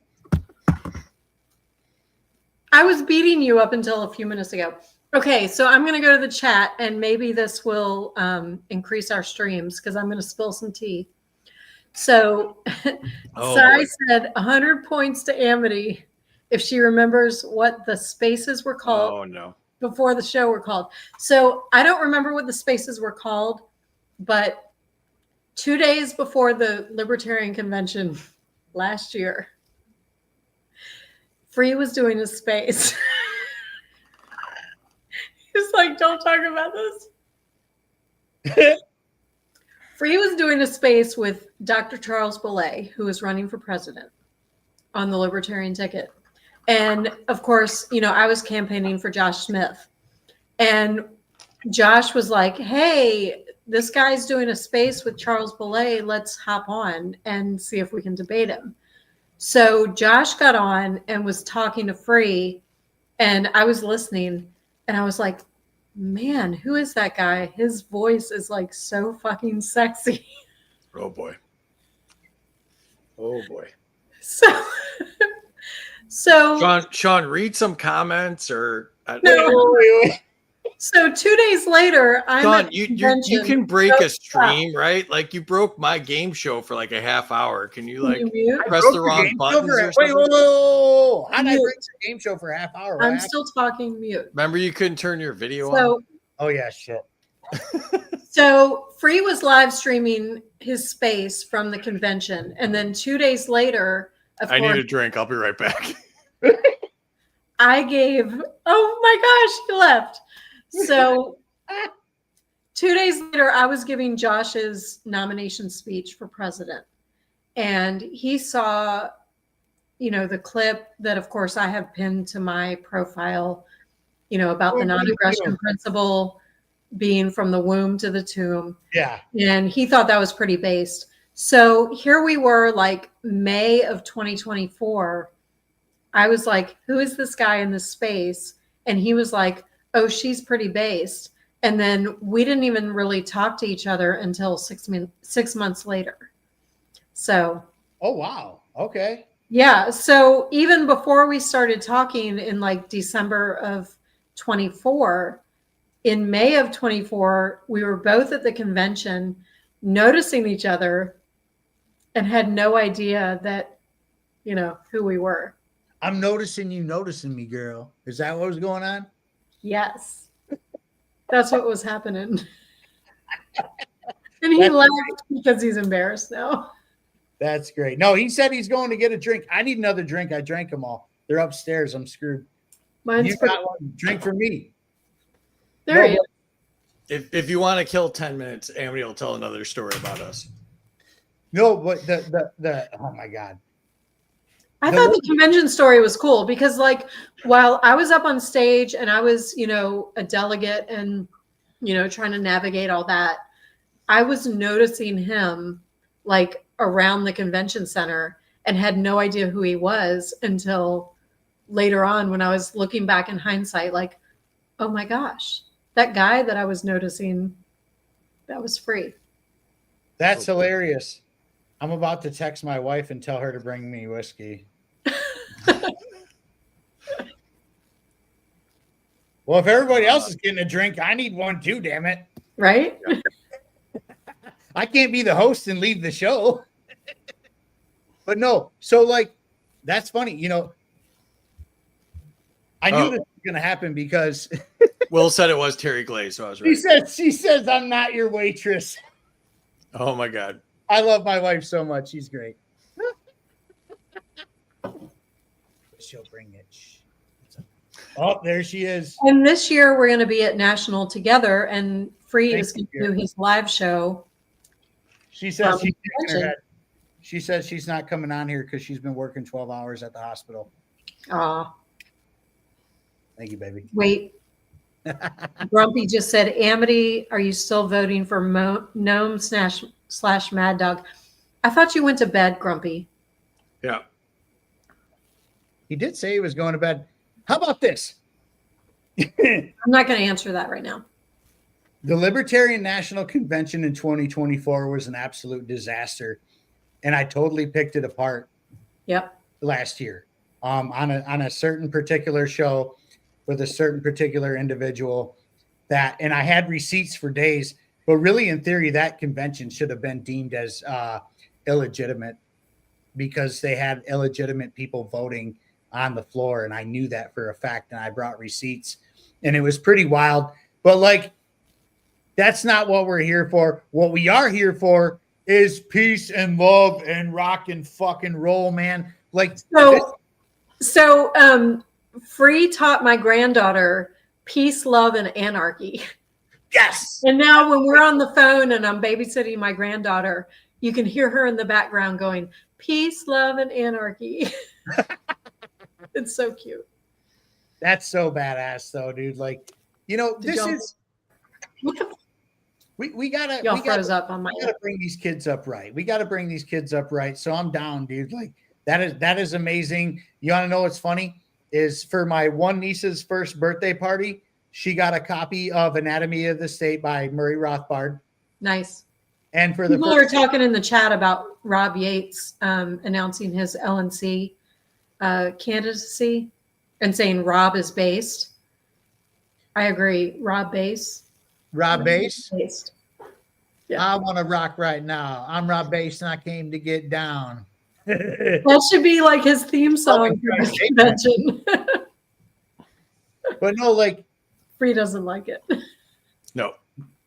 I mean, the Libertarian Party needs something. I just don't see them bouncing back from what happened last year, but that's just my own personal thing. I don't wish them any ill will or anything. I do hope they do figure it out and they do make some noise and put out some really good candidates or whatever. I do hope that.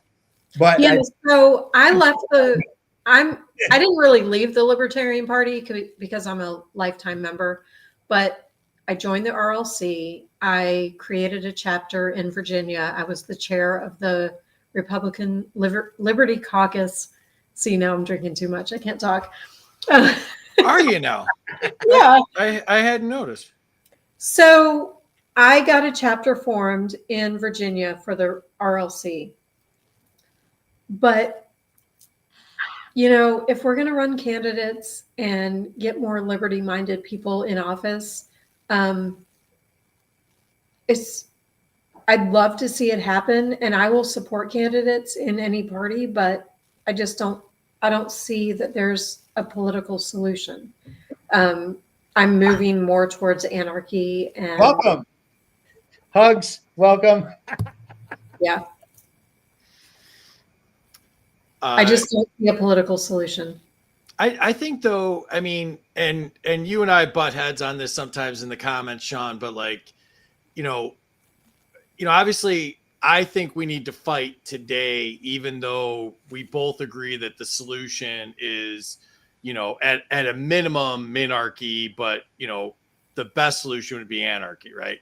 But there's, nearly 1 million registered libertarians in the country.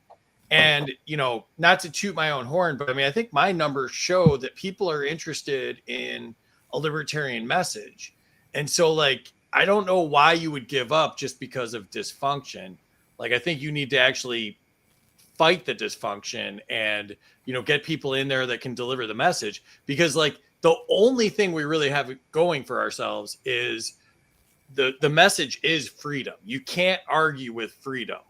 State control and centralized planning are never the answer. So we do have the right message. We're not trying to give people another flavor of statist garbage. We're actually the ones that have the right message. So I just can't give up on it as easily as you have. It wasn't easy, bro. I was a libertarian for 15 years. It wasn't easy, man. It wasn't like I was libertarian. I've been voting libertarian minus 2016. I voted for Trump, but I was a libertarian since 2007. Can I say something real quick? Yes. So Free has 787 people watching from his feed, and I only have 282. I have 301. Yeah. That's awesome. No, I appreciate it, dude. What's the fuck, y'all? I have more followers than y'all. What's happening? Free and I are more insane. I guess. That's okay. As long as people are tuning in for Frensgiving and we're staying away from the political bullshit and we're just having fun. Do you see how mad she is? And look at this. We're at I'm at 1,426 views right now. This is a big deal for something that's not political from our end. Literally, people from our side would look at something like this, like a show like this, and be like, bread and circus. You know what I'm saying? So I just said he switched to my feed, Amity. So damn it. But no, bread and circuses are kind of important in a time like this, just to break away from the monotony and the insanity that we were seeing every other day. The news cycle doesn't sleep. I'll tell you a really funny story about last weekend, about the news cycle never sleeping. As a matter of fact, I'm going to do this shot first. Oh boy.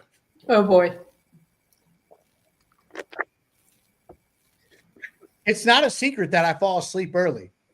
As a matter of fact, I'm usually passing out on my couch about 9:30 on any regular night. I bust my ass for a living. I'm in the trades. I work very hard. 9:30, I'm tired. I think it was last Friday. I passed out on my couch about 9 p.m. And I woke up at 1 a.m. wide awake. I couldn't sleep. I just was up. Pop on Twitter. What's the first thing I see on Twitter? Marjorie Taylor Greene is quitting. Or Marjorie Greene Taylor, whatever, MGT, whatever she is. I don't even know anymore. But anyways, she's quitting. I was asleep for 4 hours, dude. And that happened. The news cycle never sleeps. That happened to me when, rest in peace, Charlie Kirk was assassinated. I had a migraine headache that day. And so at lunchtime, I lay down on the couch. I walked away from my computer because I was working and I fell asleep. Migraine headache, by the way. Migraine headache. No, No, I really had a migraine and I fell asleep for a couple hours and I woke up and looked at my phone and it was like Charlie Kirk has been shot. And I'm like, what the fuck? Like, it was just crazy. Like, you can step away for a couple hours and come back and the world has crumbled around you. That broke my heart. Charlie Kirk broke my heart because I wasn't like a super follower of his. As a matter of fact, I disagreed with a lot of what he was saying, but I also agreed with a lot of he was saying. But at the end of the day, that could have been any of us. That could have been you. That could have been you. That could have been anybody who has a voice on social media. It could have been any of us. Yeah. I mean, I've had people in like the chat that I'm not supposed to talk about because like Fight Club or something. Oh boy. You're not supposed to talk about it if it's Fight Club. Yeah.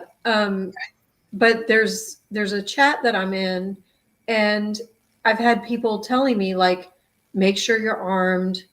Don't leave your apartment without, being protected because, it could happen to anyone. And it's kind of scary, that in times like this, people will execute you for your political views. It's true. It's totally true. And it's sad because like, it's okay to have an opinion, even if you don't agree with somebody. It's okay, dude. I disagree with people all the time. I don't want to kill them for it, for crying out loud. Like, hey, we have a disagreements. We all walk away. We all go home. We all go home to our families. It's whatever, dude. It's something that we just have to, I don't want to say we have to deal with that because we don't have to deal with that. As a matter of fact, like, yeah, I mean, we need to get away from the TV and do what we're doing now, even though it turned into politics real quick and we'll get out of it. But like, no, we need to do what we're doing now and just have regular conversations. Like, turn off your television, go to a bar and talk to people, talk to your neighbors, talk to your freaking Democrat or Republican uncle. Like, just go talk to somebody. Just go do something that is normal instead of just sitting like we're all guilty of it. We all sit on X and complain about the government and fight with people we disagree with. Yeah, I mean, my son is married to a very liberal feminist woman, and I love her to death. And when I go to Colorado and I visit my son and my daughter-in-law, I just don't talk about politics. I go to the local restaurants and the local bars, and we just don't talk about politics. And I love those people, and they're all fucking liberals. And it doesn't matter, like not everything is political. No, it's not. No, it's not. It doesn't have to be. You grow up like friendly with humanity and, not worry about what's going on in DC. We didn't grow up like this. We did not. Like, none of us three are probably most of the people in the chat. Like, okay, so Free was funny. He put some analytics up there on some thread the other day, or maybe it was yesterday, and said who was listening to his show. Right. Which is a much broader version of mine. Mine is literally older millennials, 95% actually. 95% of my listeners are older millennials and Gen X people. And then 30% of those people are women. Those are my analytics, which is actually insane to me because I didn't think women really cared about this stuff. But if 30% of my people are women, hey, great. I think that's awesome. You know what I'm saying? Like, I want everybody to listen. I want people to listen to your show. I want people to pay attention to what you're doing on social media, Amity. I want people to, pay attention to what the people in the chat are doing, just because we're offering solutions outside of the box. Like, yeah, 80% of mine are male. Really? Yeah. 50? 80. 80. Oh my goodness. Does that mean Free has competition? Come on now. I got no competition. I have fanboys, but that's my boy right there. He said, I ain't got no competition. He has no competition. That's what I'm talking about right there, though, is confidence. And men need to have more of that. Seriously. No, that was badass. That was badass. He has all the confidence. Good. And good.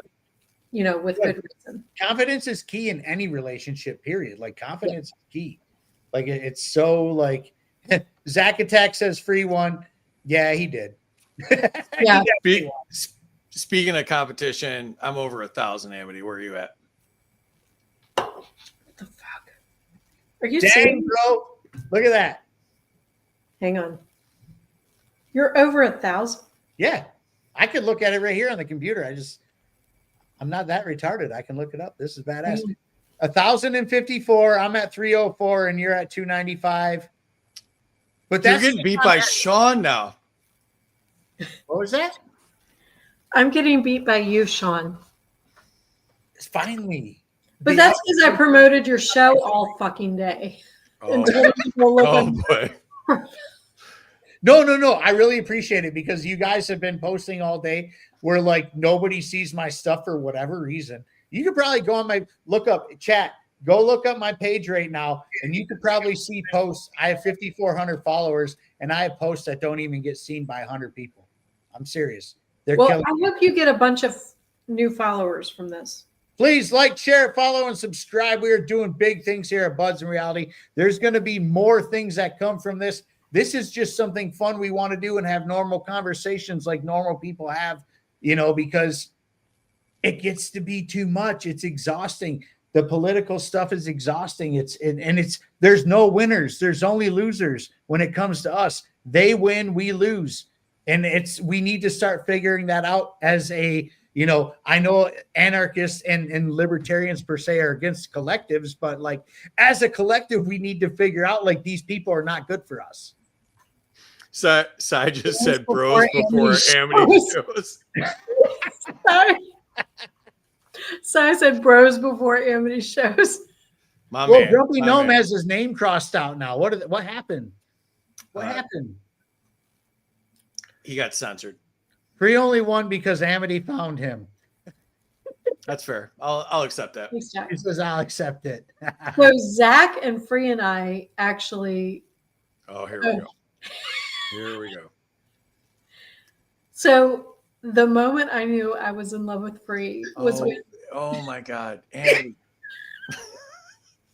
Amity, you do realize like us fellas are not like super romantic into all that. We did. Amity thinks that this is the Lifetime channel and that this is like I own a Christmas tree farm, and she came back from the big city, and I don't even know. So Zach and Free and I are Catholic, and we did a rosary together, and that was the moment I knew that. Here we go. I'll stop. Sorry.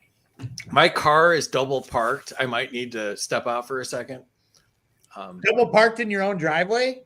That's fancy. That was my excuse I was going to use. Or maybe I could set my car alarm off by throwing a baseball out my window or something. I love you. I'm sorry. You got kids, man. Put them up to doing something. No, I'm just kidding. No, this is great, though. This is fantastic. But hang on a minute. Oh, shit. I lost it. Oh, Buds needs to sell flannels. Dude, I'm a freaking Gen Xer. We wore flannels. You're lucky I don't have a zip up one. Zip up flannels were the thing, man. If you guys remember zip up flannels, you're my people. Did you see Will said I love the Hallmark channel? So you want me to keep going? Well, you might as well. No. He says, Shaun. Free says no. My dude. Well, I mean, she's halfway there. No, I was just talking about the day that Zach, Free, and I did. Amity, hold on a second. I got 1,100 views, and you're losing badly right now. Like, can we focus on that for a second? Dude, we're at 1,800 freaking total. Right? This is great. I have like a bunch more followers than you, and you're. Do you realize how less popular you've gotten since you've started talking about me? I feel like that's a sign from God. I feel like my fanboys don't like me anymore because I'm not single anymore. That's what I'm saying. Those fanboys are probably living in their mama's basement anyway. So what the hell you want to date them for anyways? I don't even care. I'm just saying I have like 4 times the amount of people watching as Amity. So I'm just throwing that out there because I know that'll annoy her.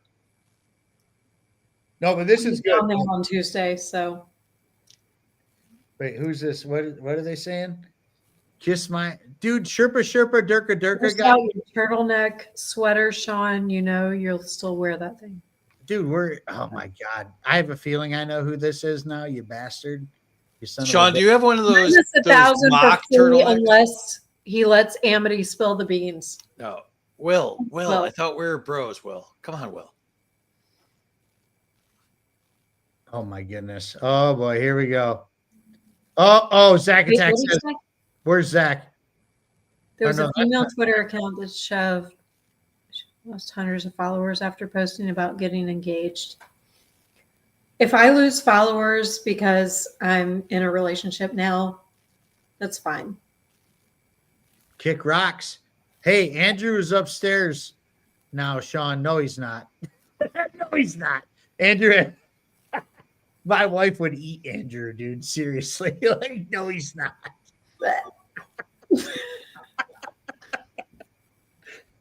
Oh my gosh, that's hilarious.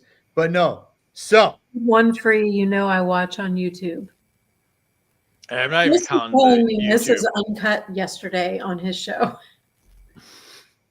But you want to know what's funny, you guys? This is where it's at right here. This is where it's at.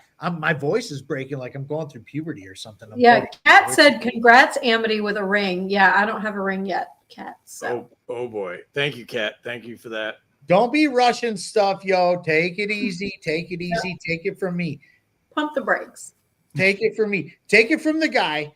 Check this out. So I asked my wife to marry me on December 4th of 2014. And I was married by August of 2015. She was like, we're doing this right now. Don't rush it. We're not in a hurry. Plus, weddings are expensive and a waste of money, really. Like, if you're going to do the thing, just go to the courthouse or elope or whatever. Don't do the thing. We're Catholic. It's a sacrament. Oh, boy. You're going to spend 50 grand for people to get fucked up and eat your food. Nope. I feel like I have an Amazon package coming or something. No, I want to say one thing. Fuck the government. I don't care. Oh, shit. There she is. Oh, boy. Let's go. The government does not need to be involved in our relationship. So we're just having fun. There it is. Yep. There it is. I'm so glad that just happened. I'm so glad. Who's Crayonic? I don't know who Crayonic is. Let's see who's Crayonic. Who is Crayonic? Crayonic was got a little cute Yorkie, so I'm down with dogs. I love that. I think that was Stallone Kirk Russell movie. What? No, there was one about us bumping uglies, so I thought it was somebody that knew us. All right, giggity. Oh boy, bumping uglies. What's that? He says, "Oh boy." I'd just like to throw out that Casey reposted Amity and not me, but I'm still winning. Just throwing that out there. Casey, where's my repost, dog? Oh, Amity's popping White Claws again, or what the hell here we go. No, I'm out of White Claws. Oh my goodness! Pretty soon she's going to be drinking rubbing alcohol, so we're dangerously close to that moment. I said no to drugs, but they wouldn't listen. All right. How many viewers? Here, I forgot it. Shit. 200 for Buds. Oh boy. Wait. I have 309. I'm only beating you by 1,000. It was Countdown to Extinction, dog. How do you have 1,000 more views than me? I'm more popular. Because he's got like 10,000 less followers than me. He's got the show. He's got the show that gets all the views, and he's killing it right now. Actually, Free, let's talk about your show for a minute, please. Because I've been on there twice. I've had a really good time with it. So please plug it. You're allowed to do that here. What do you want to know? Travis is pulling for the underdog. Plug it. So I do a game show called Are You Smarter Than a Politician?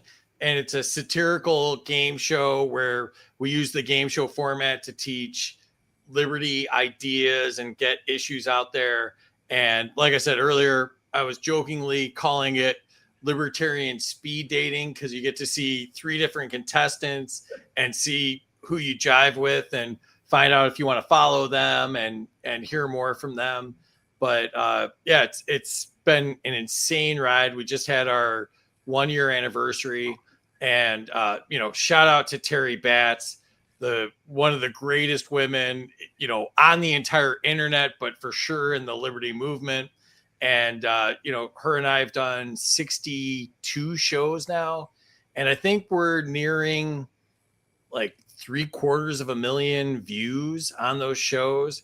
So like, I mean, it's been absolutely insane. And you know, my favorite part about it is it's not like a me thing or a Terry thing. It's us and our friends and the community, and we have so many great people that are involved, and you know, we get the chat involved. So like, obviously the chat does the scoring, and so we get so much out of the chat. And there's like, you know, a bunch of my friends that are always in the chat and have become a major part of the show. Like Scientific was on for the anniversary show. He's been a huge person since day one. And, you know, Casey was on for the same show. I mean, just, I have the best friends, and we have the best community, and, you know, Chris and, you know, just so many others that just have been huge supporters. And I obviously, you know, or honestly, my favorite part about it is it's not like a me thing. It's all of us. Right. And like, you know, you've been on a couple of times. Amity's been on, you know, multiple times. I've had so many awesome people on, and I think we've had over 100 guests at this point, and you know, that I've gotten to hang out with and have such a great time with so many people has just been, you know, an amazing experience for me. So like, I'm humbled by the whole thing, and just, you know, I love that I get to do it, and I'm still kind of shocked that people watch it, but it's a good time. You're getting a ton of views, and it's absolutely fantastic. But let's talk about Terry Batts for a minute, because she is an absolute trip. I actually love her. She is hilarious. She cracks me up every time. And she's looking for a laugh too, which I genuinely love. But like, how can you follow Terry? We gotta follow. Everybody should be following Terry Batts, honestly. Batts T76 on Twitter, and you know, obviously Amity knows this, but like, not many people know how hard it is to deal with me on a daily basis. But you know, I mean, Terry, like, she works it like it's a full-time job, and I mean, she's just absolutely amazing. And I mean, she's been beyond the show. She's been an amazing friend to me, and you know, she helped me with like getting my son into college, and like, I mean, you just don't know how amazing she is as a person. And you know, a lot of people don't realize how important she is for the show. So you know, all the love to Terry. She's just absolutely amazing, and I can't say enough good things about her. Yeah, Terry's great. I want to go to the chat for a minute. Kat Golnose. She said I never followed her back, so she ghosted me. I don't know. I just followed you, Kat. I'm sorry. Thanks for interrupting for that, Amity. That was very important. I thought you were done. Sorry. We were talking about the show, which is what I kind of do on the internet, but well, Kat's one of your biggest fans, and Kat's amazing. Yeah, follow Kat for sure. Yeah. Obviously you didn't, but like, everybody else should. Well, I just followed her. Like, I'm just saying. So let me just say, I get like 100,000 to 1 million impressions a day. So my notifications are wild. Okay. I love all you guys. I want to follow everybody back. If I miss somebody, I'm very sorry. It's not intentional. So just, well, you know, even like, I have a smaller account than you guys, and even my replies, which are sometimes a lot and sometimes a little, but like, it gets hard to keep up with. But when you have like 40K followers, I'm sure it gets, you know, to be a lot. Yeah, it's really hard. I mean, like it's not malicious to anybody. Like I totally want to, be friends with like literally everybody. So I mean, it's great to have. We need more allies in this life. We really do. Now, yeah, and like free show is one of the best avenues for that because it brings a lot of people together in the chat. He has a lot of great Liberty minds on the stage as contestants, and it's a great vehicle to bring that message to the masses. That's right. That's right. But now we're working on 2 hours here. It's the night before Thanksgiving. We should probably wrap it up. People gotta get ready for tomorrow. I mean, it's just one of those things. I'm gonna keep drinking. I know that. But thank you guys so much for doing this. This is something that should be happening on a regular basis, actually, is just do a show, just having regular conversations with regular people. We just turn off the noise and just do regular things. Like I'm going to keep harping on this. He says, hell yeah, brother, get your pull. That is a dime bag Daryl thing. Absolutely. I'm going to get my pull tonight, dude. Black tooth grin. Yep. Black tooth grin, man. That's my God, man. That's the best. But we need to shut things off every once in a while and be normal people. We have to do this, not only for our own mental sanity, but for the mental sanity of this country. Like, get out there, go do something, go touch grass, go talk to people, go to a soup kitchen, go serve food, go help people, go be a person, go be a human being out there in the world. And like, we might just get better if we do that. We might maybe we could get better if we do that. I know that sounds crazy to some.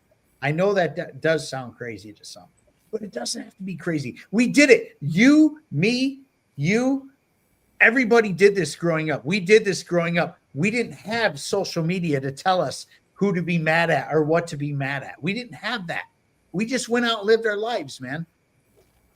And that's what we need to get back to, is that. And I love you guys so much for doing this. Seriously. We're at almost 2,400 views at this point. This needs to happen more often. And I would love to do this more with you guys. I would love to see you do this on your show or just whatever. Just have normal conversations. Just shoot the shit, man.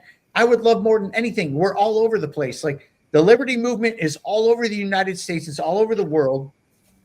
But what I would love more than anything is just for all of us to get around a bonfire and play some guitars and sing some songs, man. That would be so cool, man. Like, seriously. And that's how we used to do it back then. And if we got back to that just a little bit, we might be a lot better as people. And if that sounds insane, it sounds insane. But I don't think I'm wrong. I think that's just what it is. What do you got to say before we go? Yeah, I just want to, if anybody wants to follow me at Amity Lee 13, I have been drinking way too much tonight. So anemone.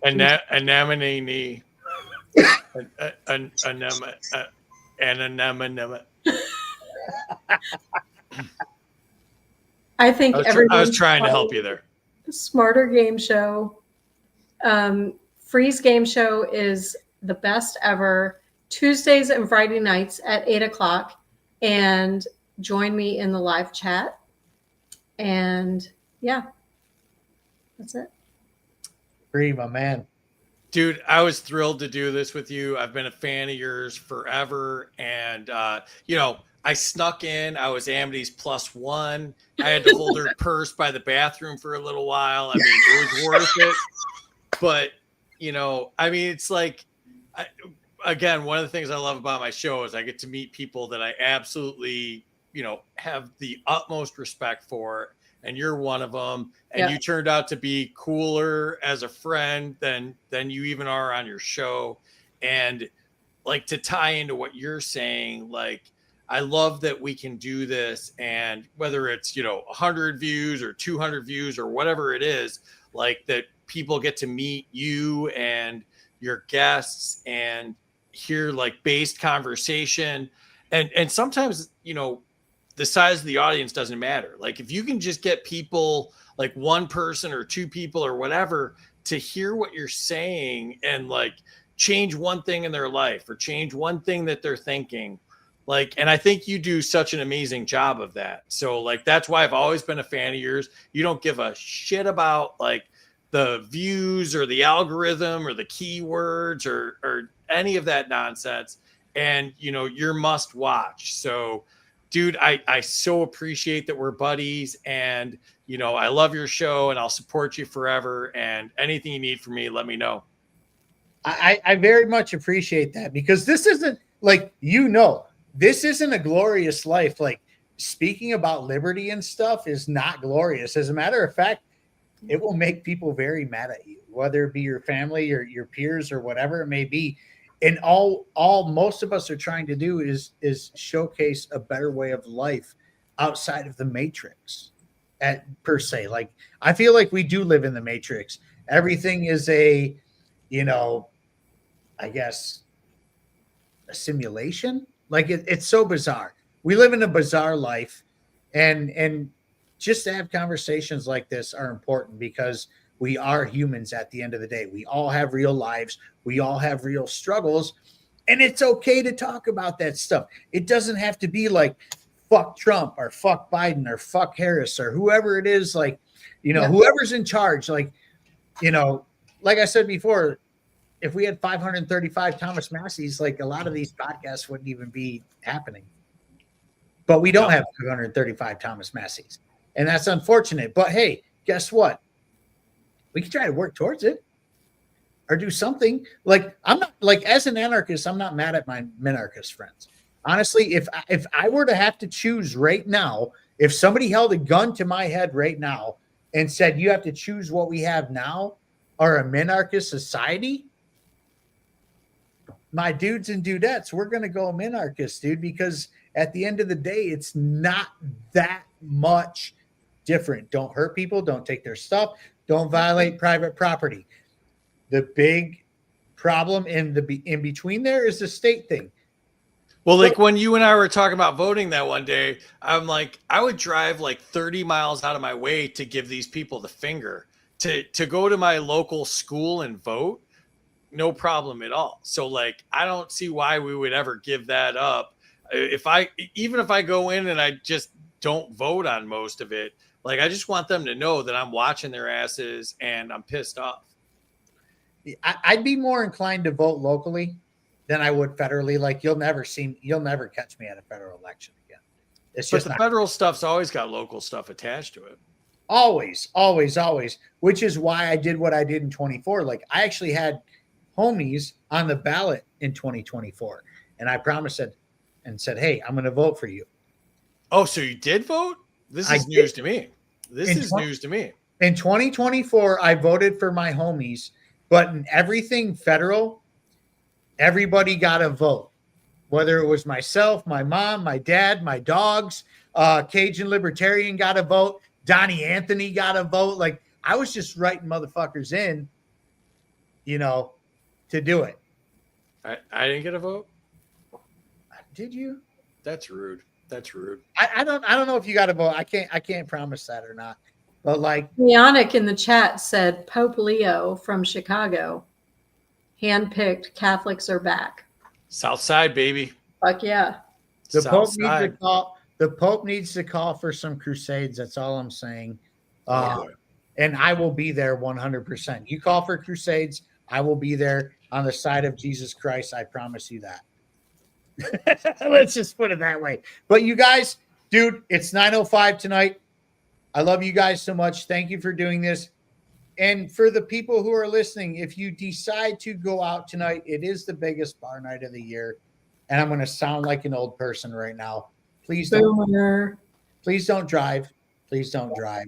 We have access to Ubers and Lyfts and stuff like that. Do not drive your fucking car. Real quick, can you do a final score? Because Amity's not going to believe me tomorrow. Oh no, it's not even close, Amity. I'm not even going to tell you the numbers, but it is not even close. Like I'm at 313. Free is at 1,300. Oh no. Not on my end. Not on my end. Free is at 1,800. I'm at 466. Amity, you're at 420, and I'm the pothead. That's bullshit. 420. You are at 420, and I'm the stoner of the crew. That's great. They don't call me Buds in reality for nothing. You guys, I love you so much. Appreciate you, brother. Christ first, America only. Ave Christus Rex. Peace, love, and liberty. We are out of here. Peace, love, anarchy. Peace, love, and anarchy. Better believe it. Love you guys so much. Be good.